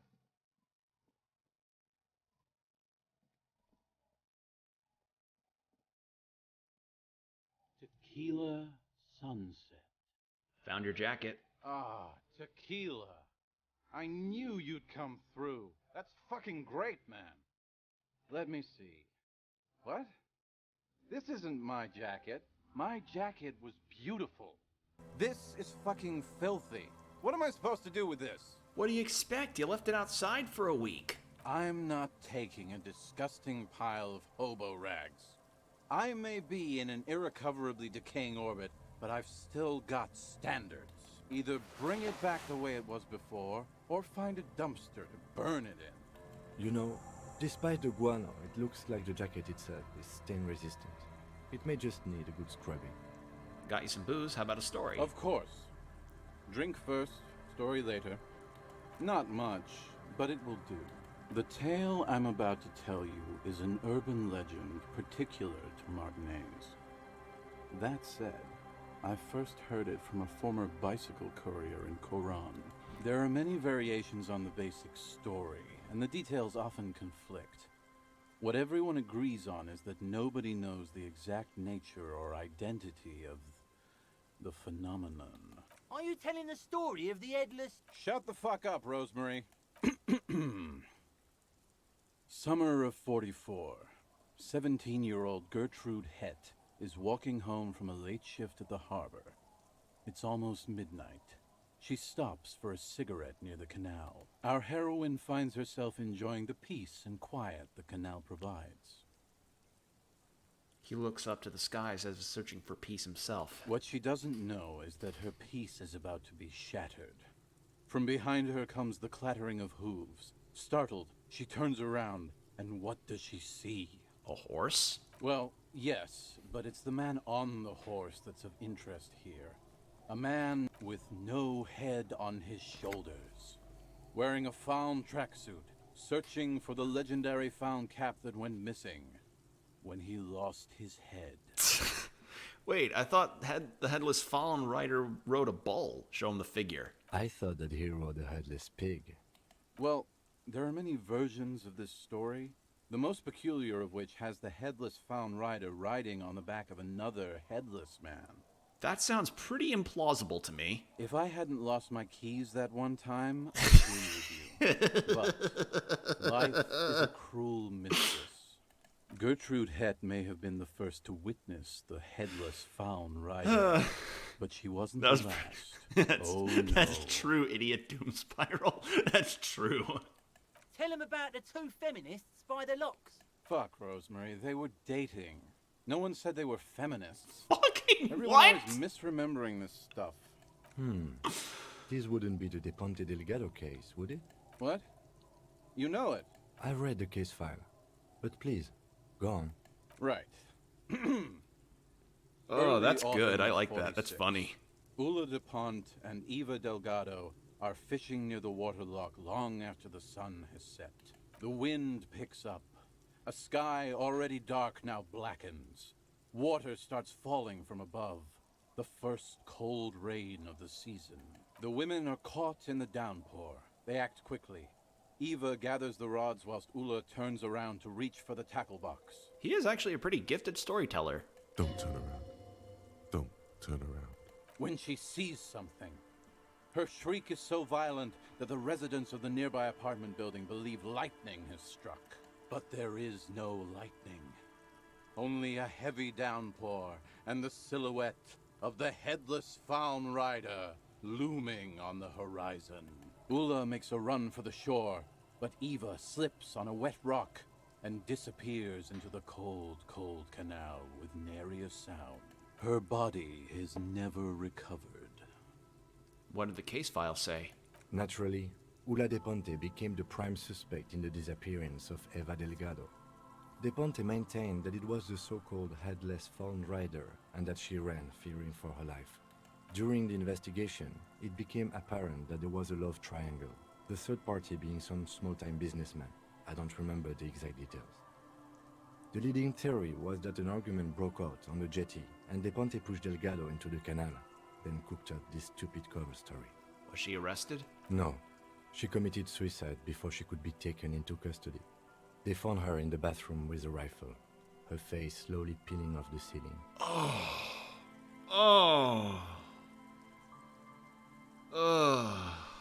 That's... Not a pretty scene. No. Man, that's some grisly detail. Oh well. Here's to another case closed. Anyway, that's the story of the Headless Faun Rider. Pretty crazy, huh? Who was the Headless Rider before he died? Well, Tequila, that's part of the legend. No one And knows. it's weird that he's wearing like a branded There are a clothing. couple of possibilities, though. That'd be like the equivalent of trying to dress up Jason Voorhees in like a fucking Nike jacket or something. Like, you never suspect the prospect of having some kind of weird-ass urban legend ghost have branded clothing and that branded clothing be mentioned in universe.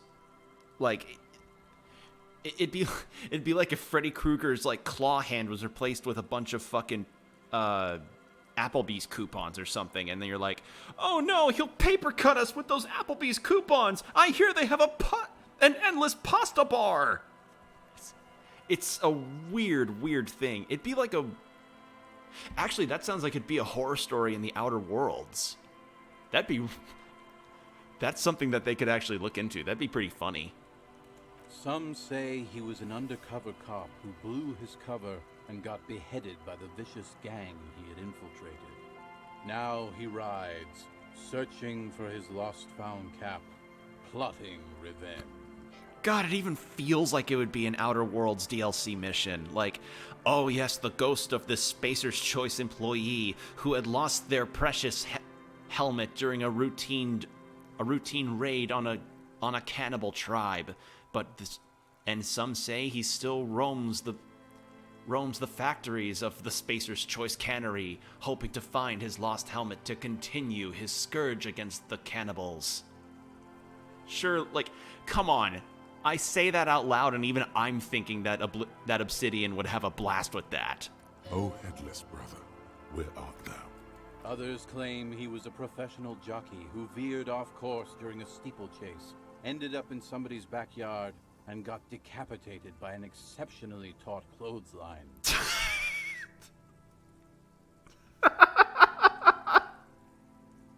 What, was the clothesline made out of fucking piano wire?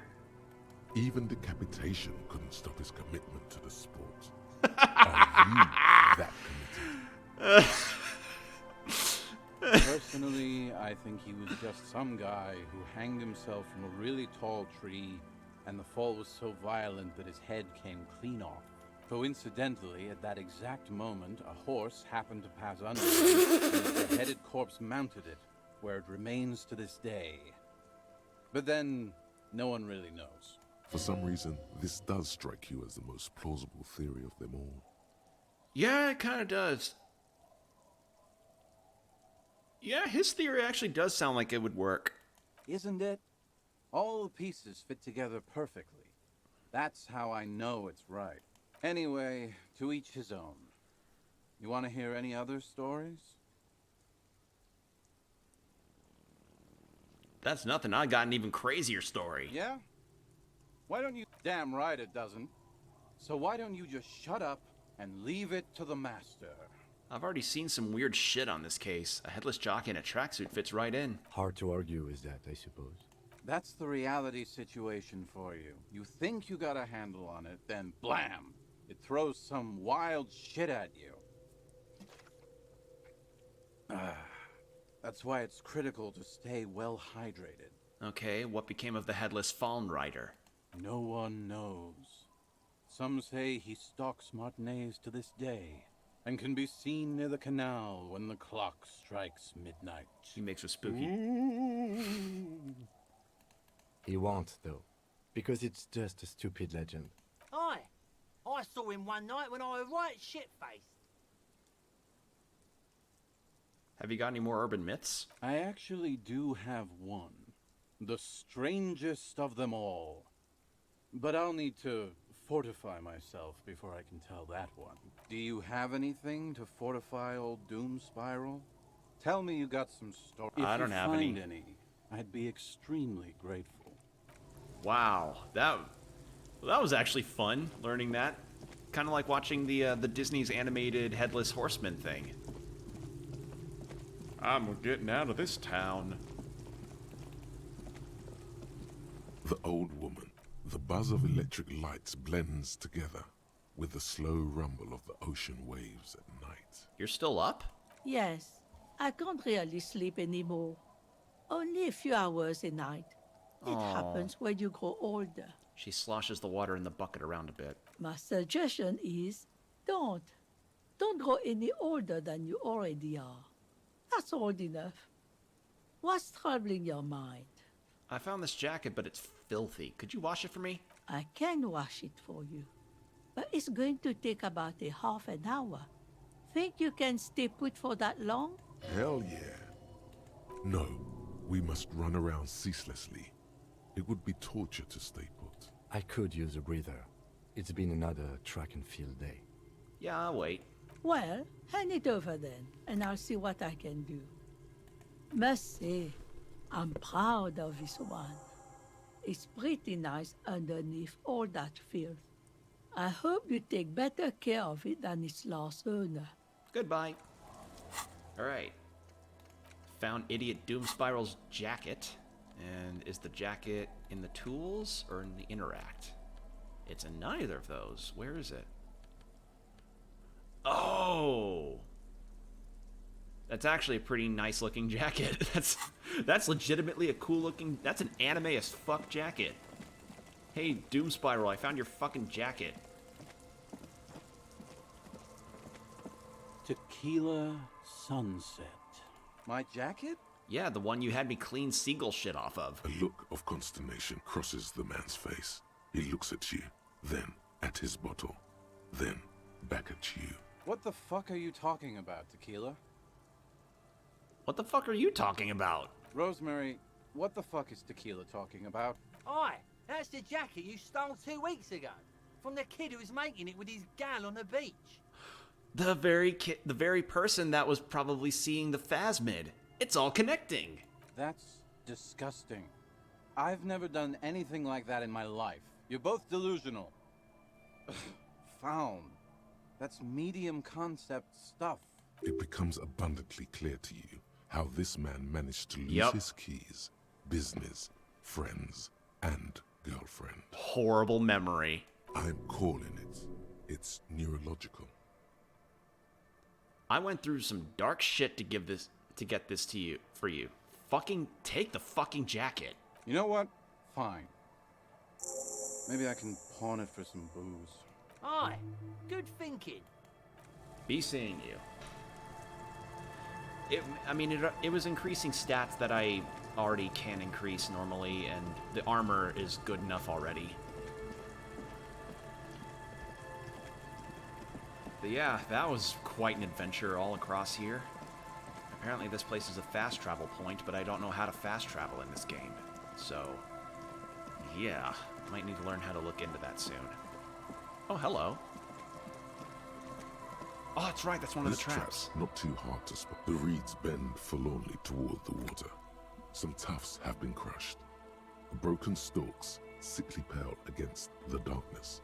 In the east, the city center hums to you. The constant, distant song, louder on this part of the coast, nearer somehow. And there's that cold again. Always the cold. Reach for the trap. Nothing but locusts in this trap as well. Definitely no cryptozoological monstrosity. Empty as all of them. One more of these and we're done. One more time. I must stress that I did not expect a cryptozoologist monstrosity to be in this trap. You getting tired? No, I'm fine. I didn't mean to complain, it's just... He's short-winded. The sentence ends there. Yeah, we'll give a look at one more of the things. Actually, give it a day, because that trap that he just planted is fresh. So, let's give it another day. Maybe the locusts will attract it somehow. But yeah, let's head back into Martinez. It's been a long day of running around, poor Lieutenant.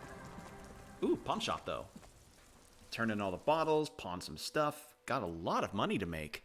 And I can even rent the room again. Oh wait, but I could also buy this. The boomboxes wait on the shelves. And here you are. Quality sound reproduction on the go. It'll play anything, wherever. Turn any tape into a conversation of sounds and shapes. There we are. Greetings on this fine night. What brings you here? How come you're still open? The pawn shop is always open. The boombox I bought, it should play this tape, right? Of course. It's in working order still, isn't it? Just pick your tape and set it spinning. It all starts with the tape. Electrochemistry. Nope. Still no clue. You obviously haven't been doing enough drugs lately. Sure thing. Maybe they went there. Maybe Claire really is tracking them. Sure, man.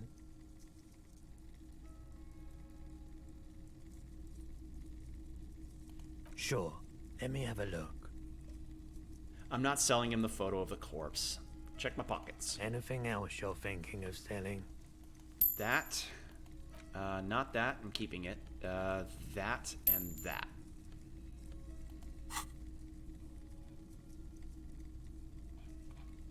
Another time, perhaps. Alright, got all that done. Inspect the traps. I have one more. But should I check it now? I might as well, because it's been a few hours since I talked to Morel.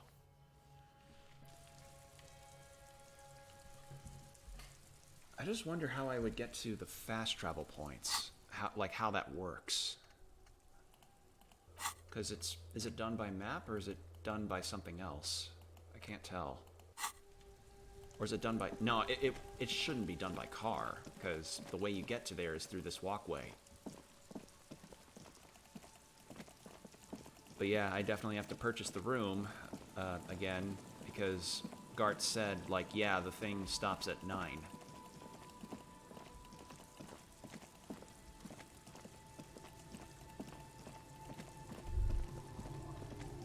Wait, something here. Great news. The boat is big enough for a grown man like you to fit underneath it in a supine position. What would I be doing under there? I don't know. Sleeping? What do people do under boats?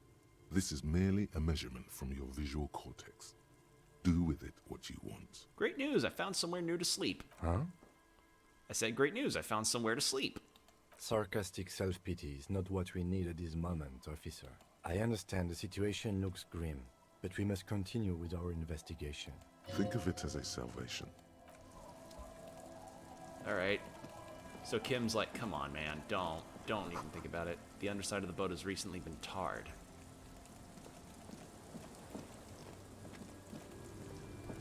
Let's see, it was past the old woman.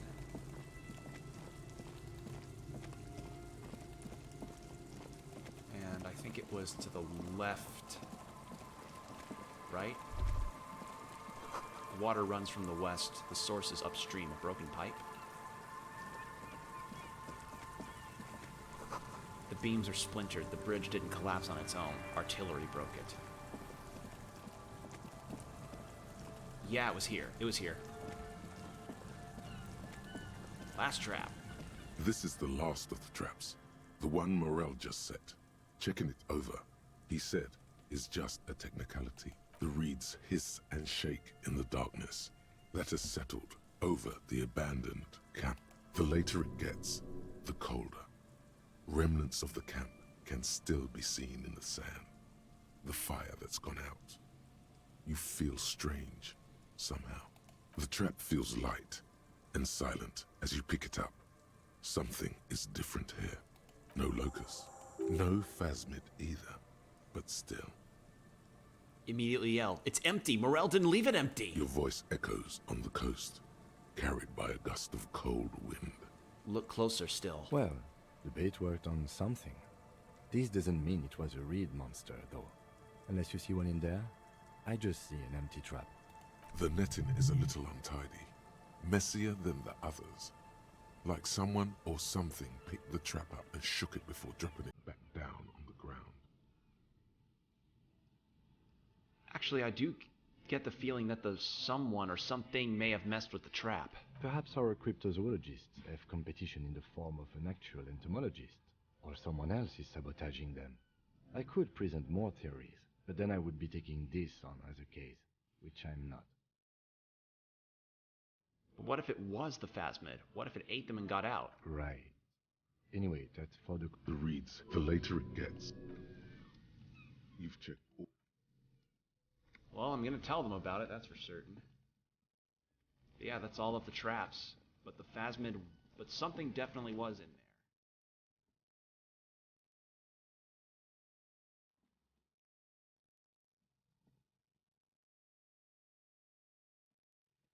Alright, let's get to walking back to the whirling.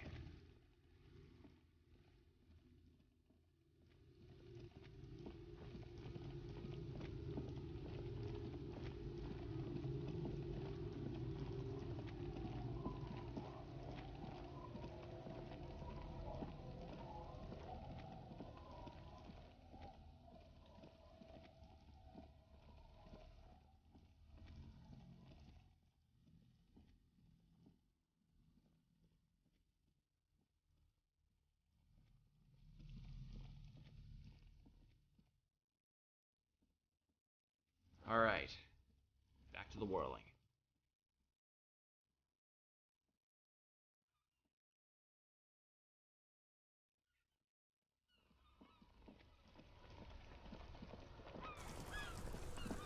Do I have anything to add to authority to help that check with Titus?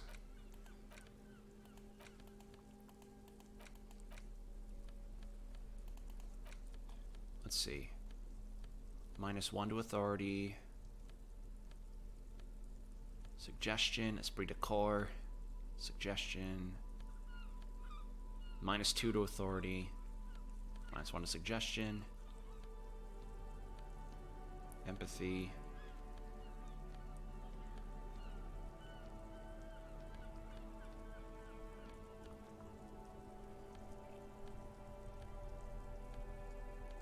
Okay, nothing new. Maybe I should add a point into authority. Now I've only got 1 skill point left, though. Might need to conserve it.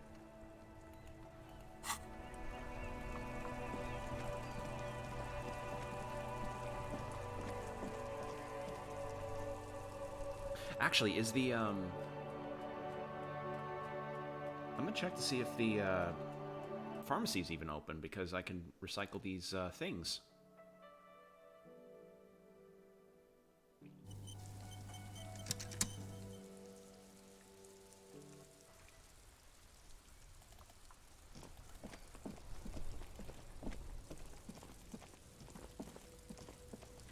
Yep, still open. I can check it.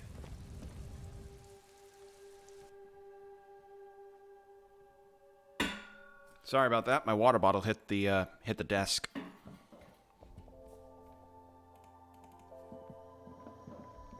The tear machines. Your bottles clunk into.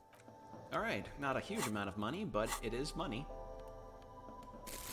And there we are. Got 33 real. So let's go get another room for starters, and then we can talk around with some NPCs. And then after that, I think I'll probably end the stream. Because that was a lot of talking that happened with my own mind there. Like, goddamn.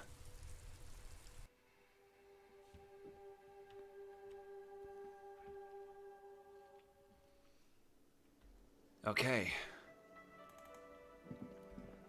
Hey, there you are. Alright. Hi again, Gendarme. It's the sports. He's... Bye-bye, Nope. Gendarme. Nope, still can't get that. Gary. Boy, am I ever so grateful to you, officer. Let's talk to Lena. Oh, sweetie, I don't even know how to thank you for finding my husband and helping him out. I hope we haven't been too much trouble for you.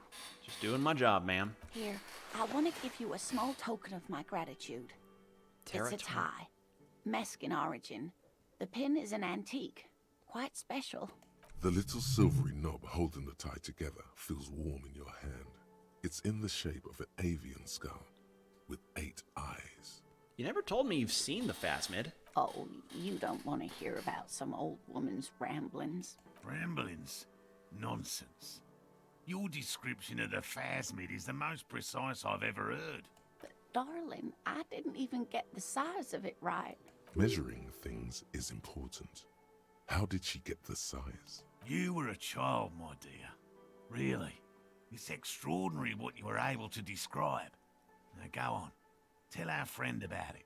He's proven his interest in the... Reflexively, the lieutenant read his familiar notebook. Well, it was summer. I was building a racing track out of sand on the beach near a tall stand of reeds. Quite a tall one. Many times my height, I remember. When, all of a sudden... Wait, where was this, and how old were you? I'm getting ahead of myself. I was 5 and a half in Betancourt in the suburbs. My grandmother had a summer home there. What happened? The strangest moment of my life. I looked up and one of the reeds moved. Not like a plant, but like a living thing. It stood up and looked at me. Its body unfolded like some antique toy.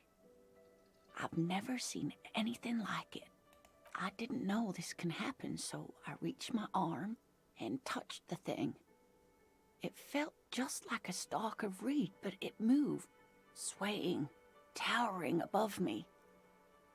After a while, 20 seconds, a minute maybe, it left, went into the reeds. Did you follow it? I tried, but I was only a child. There was mud and high water. I couldn't see it anymore. I was just standing there, knee-deep in mud, looking around me. Where did you go? Don't go. Then what? I ran back home to my grandmother and asked her if reeds could walk, and told her they were looking at me. Of course, she just laughed at me, but I knew what I'd seen. What did I just gain? Fairweather T500. Oh, no, I got the breakthrough. For years, it was a story I told at parties when I wanted to impress boys. That sort of thing. Of course, most people just took it as a strange, amusing anecdote. So did I, honestly. But then I met Morel. We were on a date. Can you imagine? She tells me a story, and it's the most detailed report of the Insulindian Phasmid I've ever heard. The sounds. She told me it hissed. So that's how they met. This is beyond significant for them. Aww, it's so cute. It did, yes. Like reeds in a gust of wind. The way it moved, the colour, how some of its limbs were white, like marble. It matched perfectly with what I know from other accounts. It was amazing. If it weren't for Lena, I might have given up hope years ago. It's no exaggeration to say that she restored my faith in my profession. That's so sweet. I love these two. They're awesome. You were on a date? Our first, yes. Oh. This is just so cute. I love it. Its limbs are white? Not all of them. There is some white coloration reported, along with beige, where the camouflage ends. How big was it? It's hard to say how big things are when you're quite small yourself. To me, it seemed to be taller than I was then, but that's probably not the case. What if it is the case? Maybe you imagined it, Lena? How could she? Who imagines this? She didn't know about the phasmid. This is the main thing here, what makes it a confirmed sighting. She had no previous knowledge of the insect. That's true, yes. I'm almost certain neither my mother nor my grandmother knew of it. It was only when I started telling my story as a teenager that boys would tell me, Lena, you trying to tell us you saw the Insulindian phasmid out there in those reeds? Get out of here. They just give me a cider and ruffle my hair and tell me to stop dreaming. But I saw it. Kim, what do you think of this? I thought it was a wonderful story, man. But I don't believe it. A child left unattended on a warm day. Children make up stories and then end up believing them. Thank you for sharing this with me. You're welcome, sweetie. I do appreciate the chance to relive it whenever I get one. It was just such an impossibly sunshiny day. So warm. Suggestion. There's really no point in manipulating anyone. She'd be only too pleased to tell you about her work. Go on and ask. Hey, Lena, I'd like to hear more of some of the cryptids you've studied. Could you tell me about a couple of them? Oh, I'd be delighted. Truth be told, I could really use the company too. One cryptid, not a couple. One. This won't turn into some kind of cryptid extravaganza. Okay, Kim, just one little cryptid, promise. He nods and assumes a waiting posture. Ooh, tough choice there. Is this a bird cryptid? No, it's the cryptid.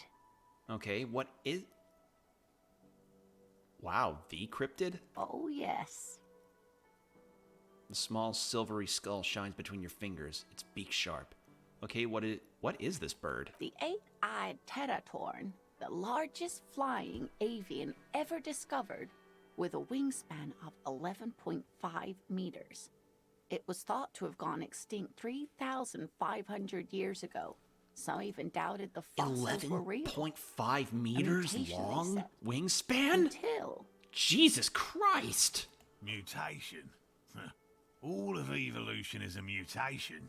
Until it was sighted by renowned Gottwaldian explorer and naturalist Uwe Plattenkalk in 21. I need to hear about this sighting. It happened on a botanical expedition into the vast and unexplored Oamrau Canyon in southeast Ilmara. Dr. Plattenkalk got separated from his group during a sandstorm. And Umarau is? The world's largest canyon system, sweetie.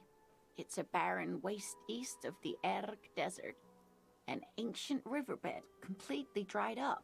What happened? Alone in the blasted desert heat, the doctor wandered eastward, where man hasn't stepped foot in over 1,000 years, since the fall of Pericarnassus. He was lost, without any navigation equipment and desperately low on water. After a day or two, he noticed a bird high in the noon sky. A great black bird, it seemed gargantuan. Every now and then, the bird would dive down to feed on an animal carcass somewhere on the horizon. But by the time Uwe got there, the teratorn had taken off already, and the carcass was picked clean. This happened many times. He was following it? Yes, or rather, hunting. A bird that big has a lot of blood in it, and he was dying of thirst. For many days, Dr. Plattenkalk followed the teratorn until they reached a great canyon wall where the bird finally landed to rest. The professor climbed up there with a rock in his hand. He found the bird sleeping with his head tucked under its wing, a great black pile of feathers on the perch. So he approached, slowly squeezing the rock in his fist. Then the Tetatorn suddenly looked at him. He could see it had 8 eyes, 4 on either side of its skull, like a spider. And the man couldn't move. He was paralyzed, frozen into place with the rock in his hand. Whatever he did, he could not get closer to the bird. Well, how would you feel if a bird with a fucking 11.5 meter wingspan was staring you dead in the face? The bird was controlling his mind. It kept him from approaching. He could step back, but every time he stepped forward, paralysis. Uva spent 3 days trying until the bird flew away. An 8-eyed mind-controlling bird? Come on. Yes, way, sweetie.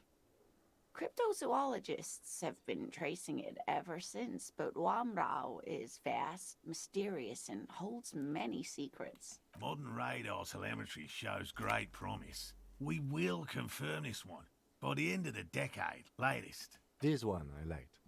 Not only does it have 8 eyes, and is a living fossil, and the largest bird ever to live, it also does mind control. So that was the last anyone saw of it. Sadly, yes. But there are numerous reports of 8-eyed bird skulls from Il Mara.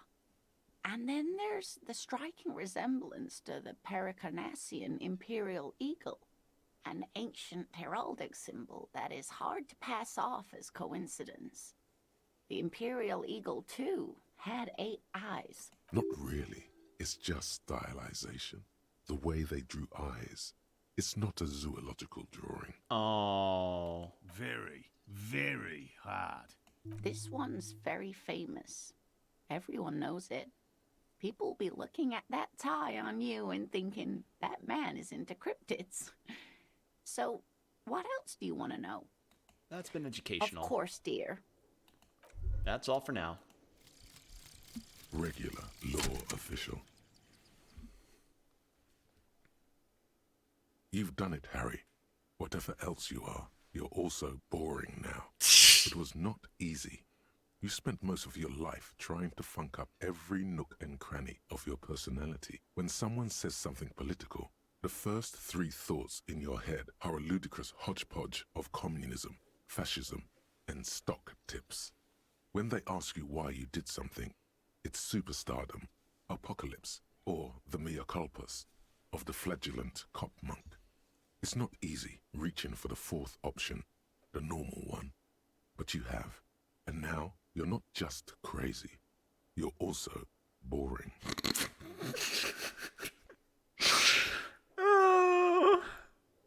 -1 to Shivers and 1 to Inland Empire. Dull but solid. All learning caps raised to 3. Oh. I fucking kneecapped myself because I made myself boring. That is funny. That is fucking funny. I think there's a glitch going on here. I want to unlock another one. These are fun to unlock. Some kind of superstar.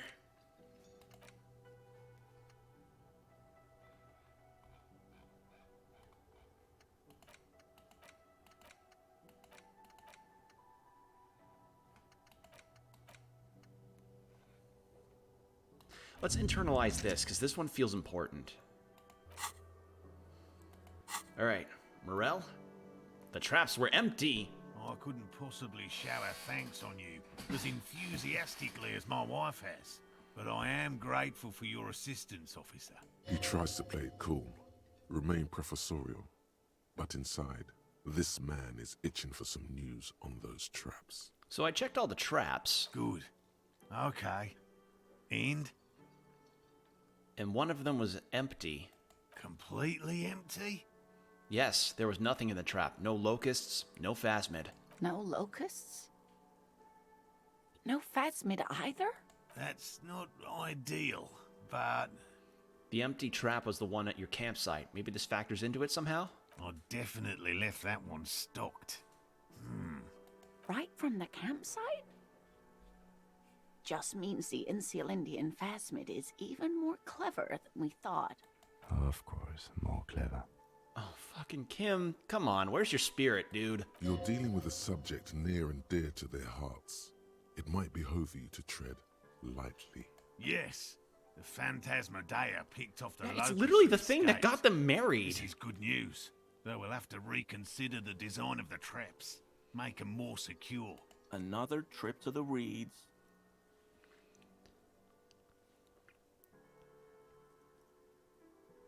Are you sure you've exhausted all the alternative explanations? Of course we have. Wait, Morel. He may have a point. We have an obligation to rule out other hypotheses. You're right, dear. It's a fair point. But what other explanation could there be? Pardon me. This is a big deal for us. You've helped us twice now, and brought some great news too. My gratitude, and the gratitude of the Société Cryptozoologique de Ravachol, is yours. Heartfelt gratitude. But does it feel like closure? What really happened? Thank you, it's an honor. We should probably return to our main investigation here. This has been refreshing, but... Helping cryptozoologists isn't really a priority for our organization, is it? The lieutenant looks out the window, impatiently. Develop an alternative theory about the missing locusts. You have your suspicions, but nothing you can form into a viable explanation.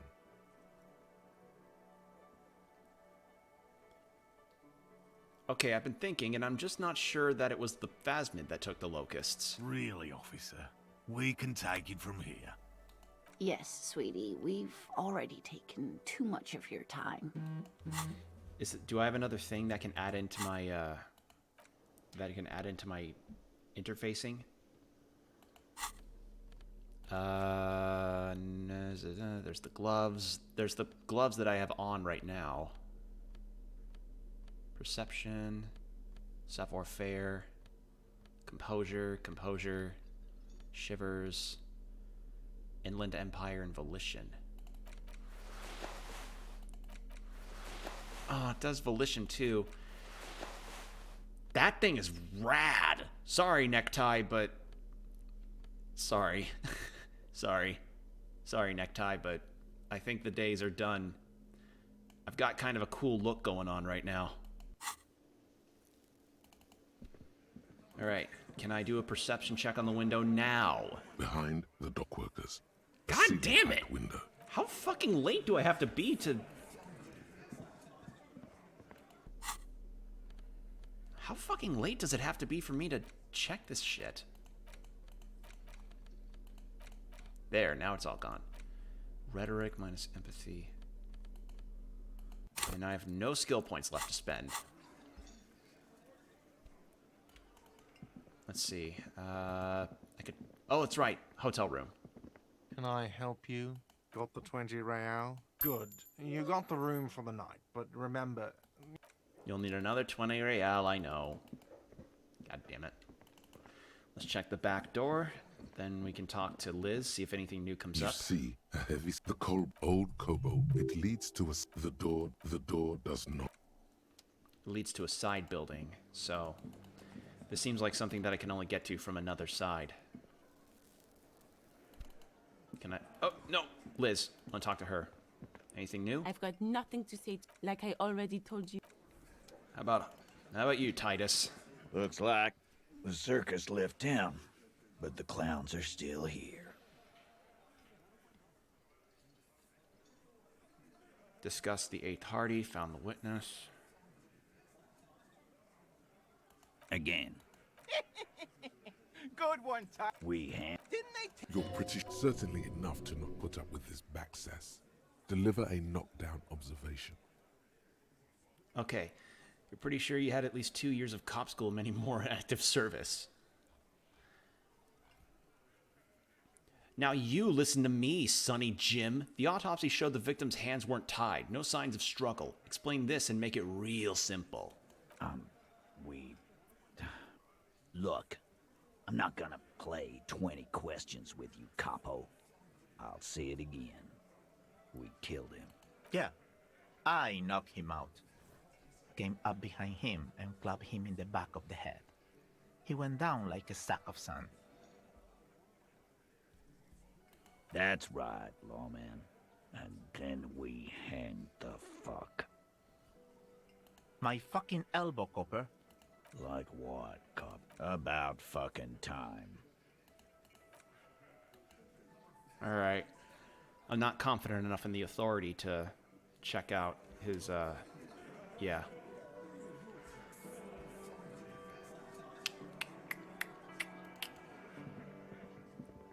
Does conceptualization...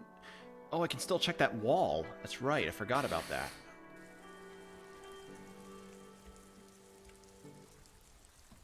There's still Kuno as well.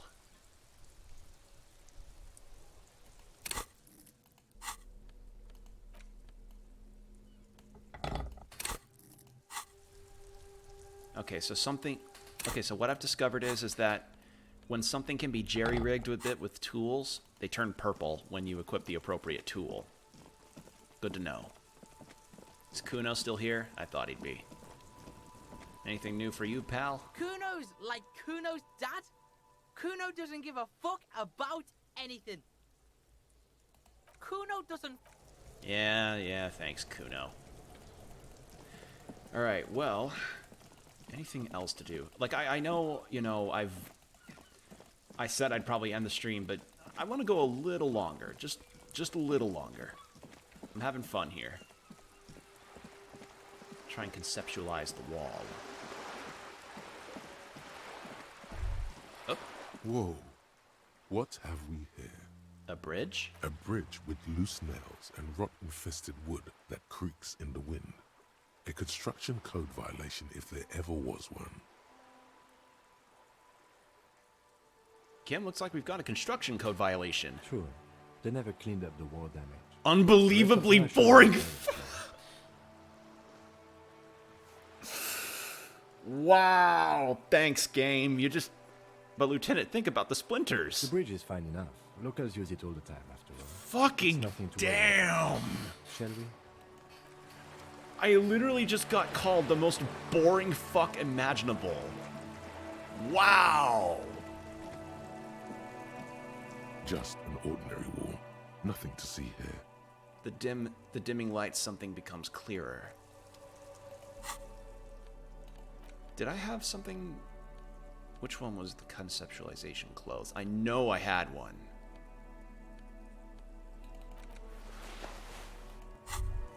Why does art inspire you so much? No artist... What is art? Excellent question. Art is a diverse range of visual, literary, auditory, and performative creativity. It's an expression of imagination and technical skill. Additionally, it's history, criticism, and pure enjoyment. In short, art is the highest form of human communication, representation, narrative, emotion, and agency intertwined. Would I fit into the art world? I mean... Have you looked in the mirror lately? You have the exact features of a savage art critic, with that beard and those clothes, disheveled and prophetic. Perhaps you should try to critique architecture too. Hold on, is architecture also art? Of course not.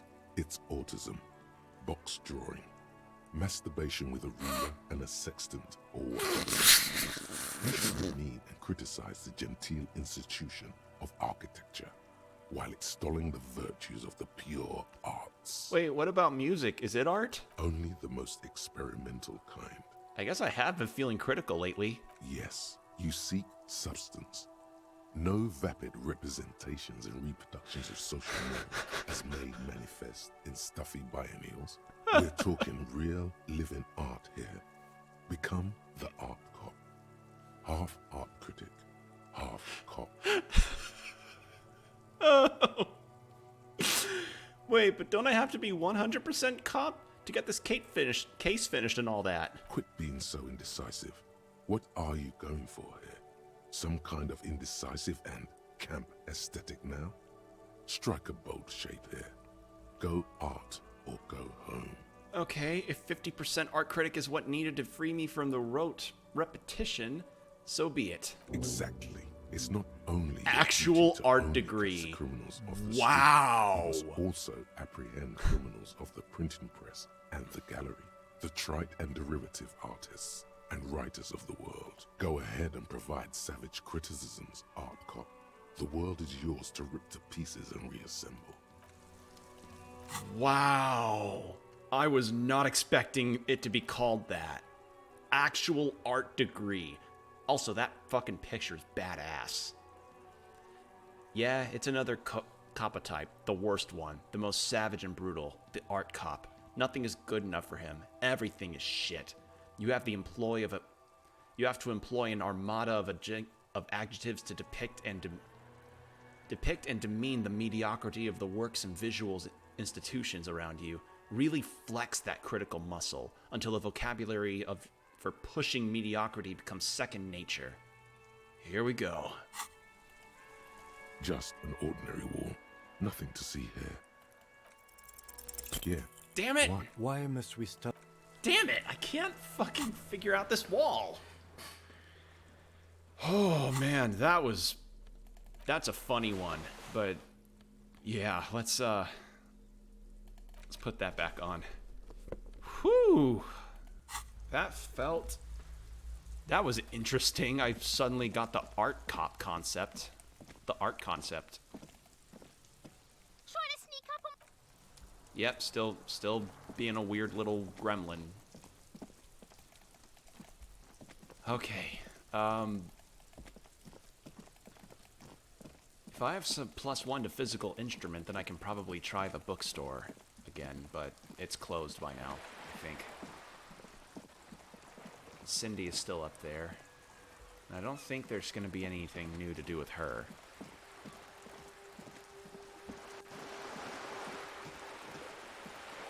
I still have to wonder as to what the time, so to speak, is for the perception check there. Oh, hello. What's over there? There's something down there.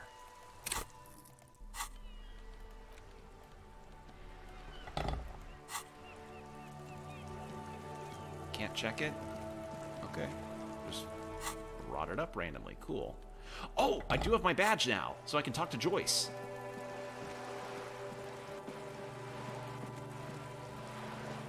I don't have my gun, though, so that's going to have to be an Everard conversation. Joy.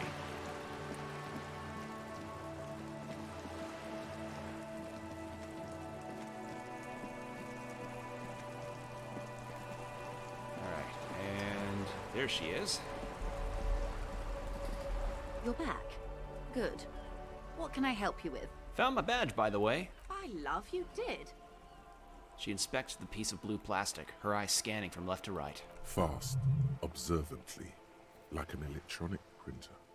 Pleased to meet you, Lieutenant W. Freighter Dubois. I am glad to see a man of high qualification. The situation is precarious. What can I help you with, Lieutenant Freighter? Seaweed drips from the badge in your hand. It smells of fish. How about you share your information on the lynching, now that you've seen his badge? The goalposts have moved, Lieutenant. In the absence of the badge, I have informed my employer there will be a probe. I cannot rescind that promise.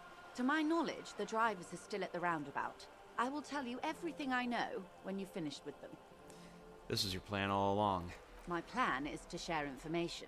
The only way to do that now is by telling my employers you've kept your end, which I hope you will, because let me tell you, we are in dire waters. The sooner the probe is finished, the sooner I can share crucial information. More lessons in basic reality, nothing more. Yes, we are the Revachol citizens. Yes, that means not de jure. Permit me to... And if those authorities drink, glad to have been of assistance. The little that I know. What would you like to know? Good. What we do. She nods. Of course. Of course. Yeah, I've pretty much gotten all I can out of Joyce. So, yeah, it turns out the badges were just like, you know, hey, now, even though you found your badge, I still need you to help me with the drug trade. So, yep, still playing into her hands a little bit. God damn it.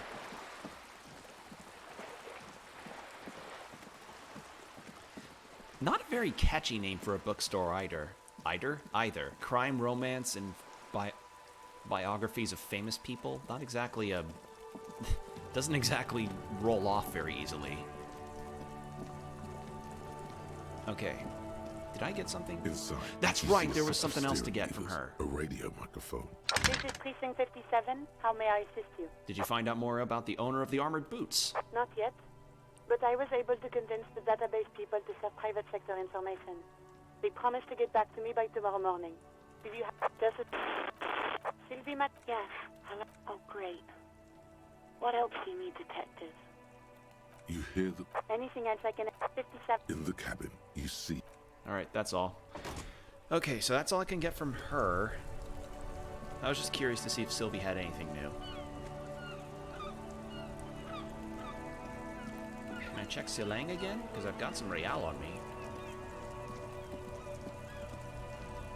Is he not here, though? No, he's not. Alright, then, in that case... what else was there?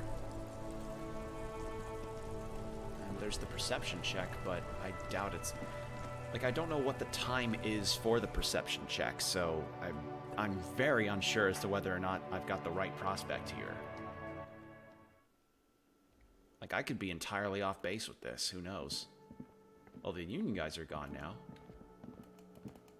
Wait, I can't even check it now. What? Is it too late? Hi again, Gendarme. Wait. Bye-bye, Gendarme. Is it too late to do it now? Do I have to do it while all the Union guys are here?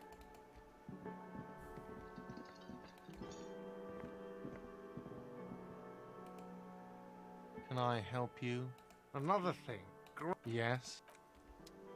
So, that's it? Okay, I guess that's it then.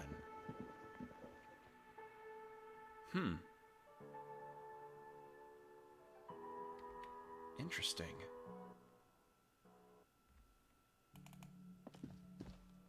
The door is still. The lieutenant gives you a quick glance. This door.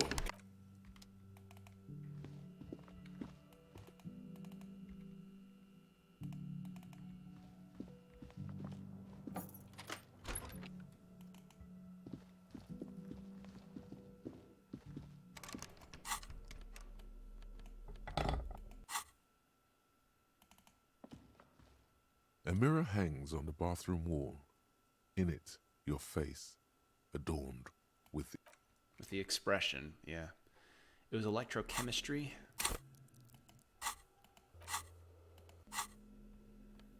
So there's encyclopedia, electrochemistry. I don't think anything increases encyclopedia.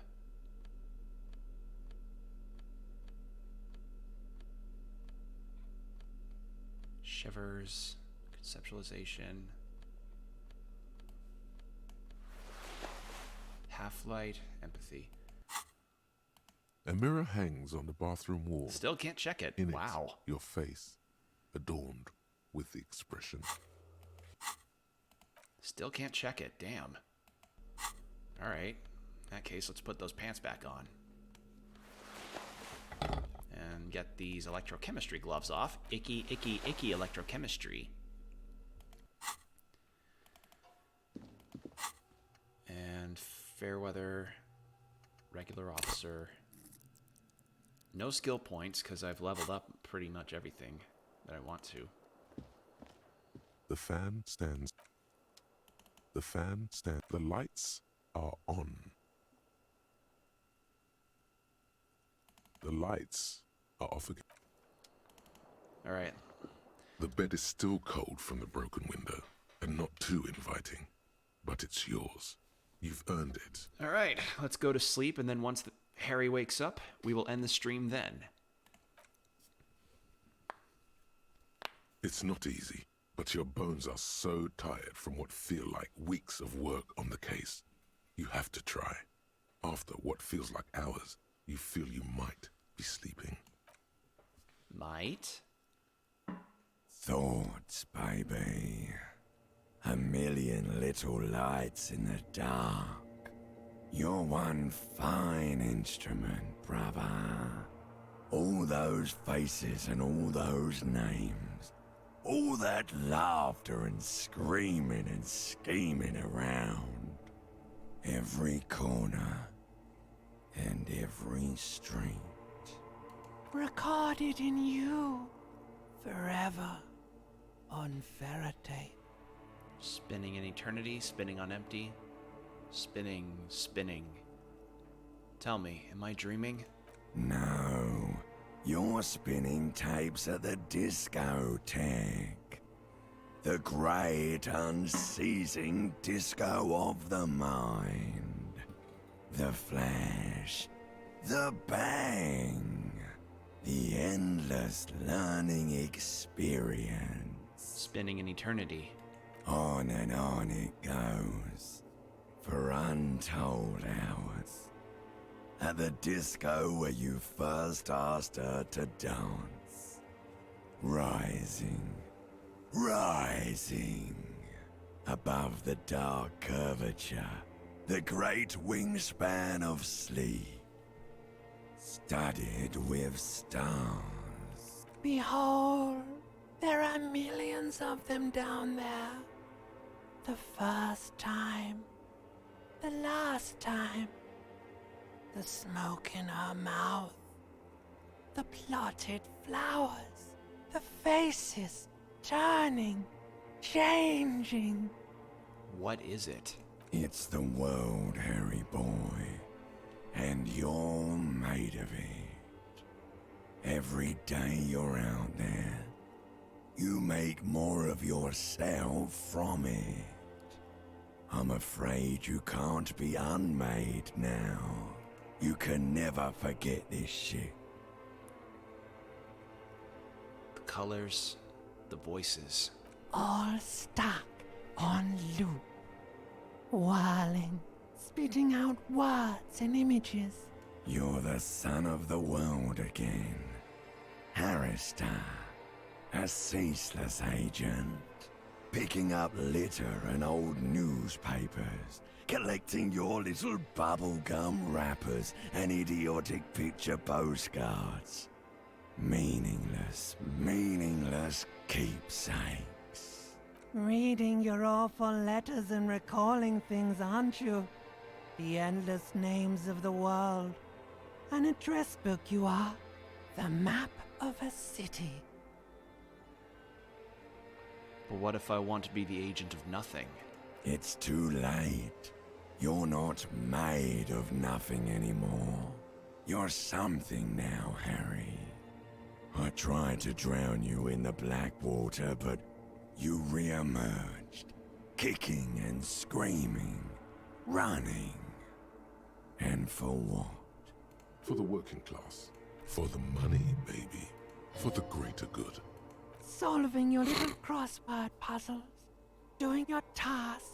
Crossing names off lists. Trying to become some sort of world detector. It won't make it okay. It won't put smoke back in her mouth.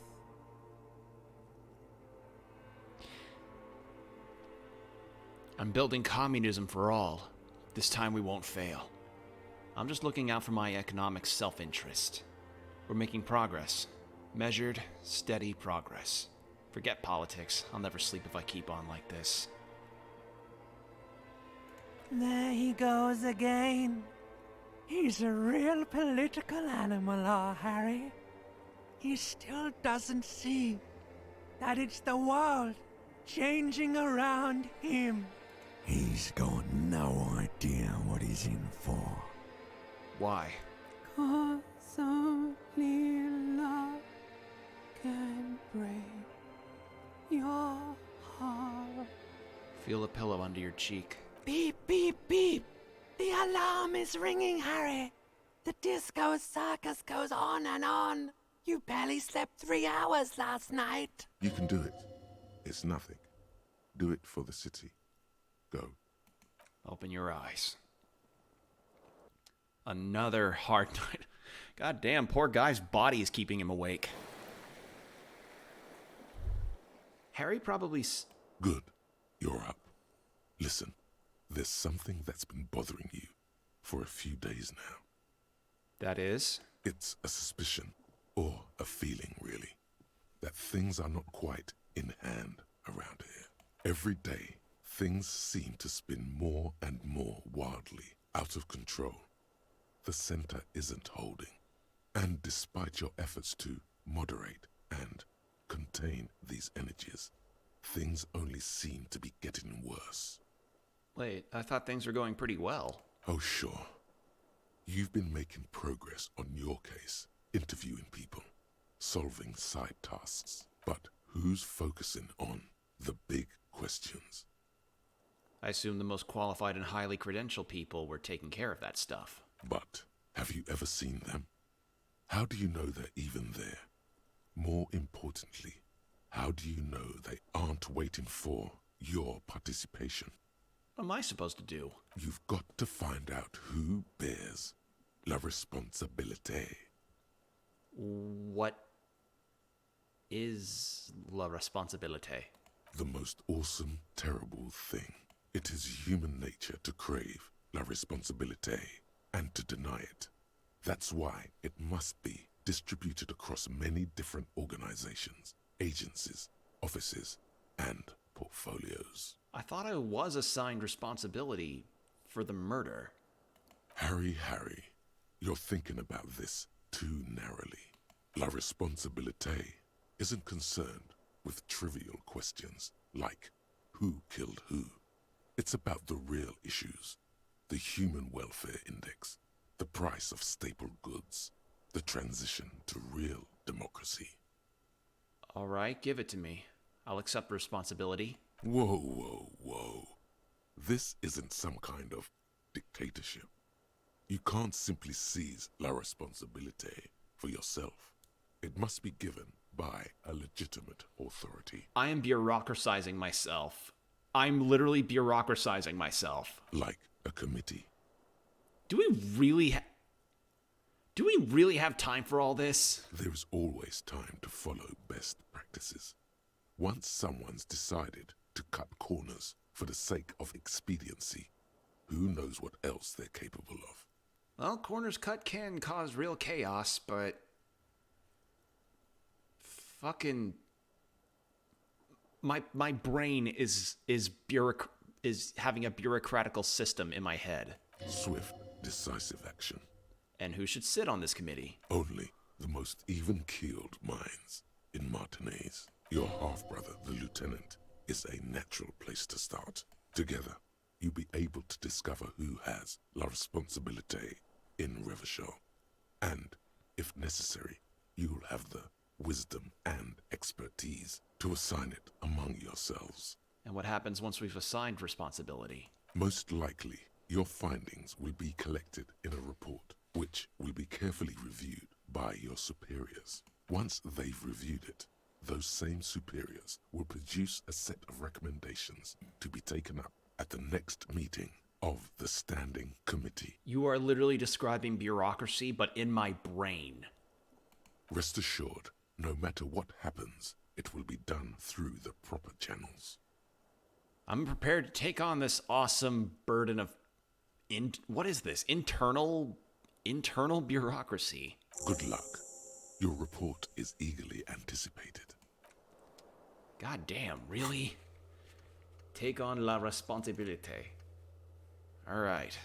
Well, I think with all of that enlightening bit of conversation, I'm going to go ahead and end the stream for the night. Lasted about as long as I expected in terms of a Disco Elysium stream, but that's because I just really enjoy this game. So, yeah. So I hope you all will be excited for the next time I stream this game, because I certainly am excited to keep coming back to it. I really have a lot of fun playing this. So, yeah. Hope you all have a great rest of your day or whenever you're seeing this. And I'll see you in the next one. Bye.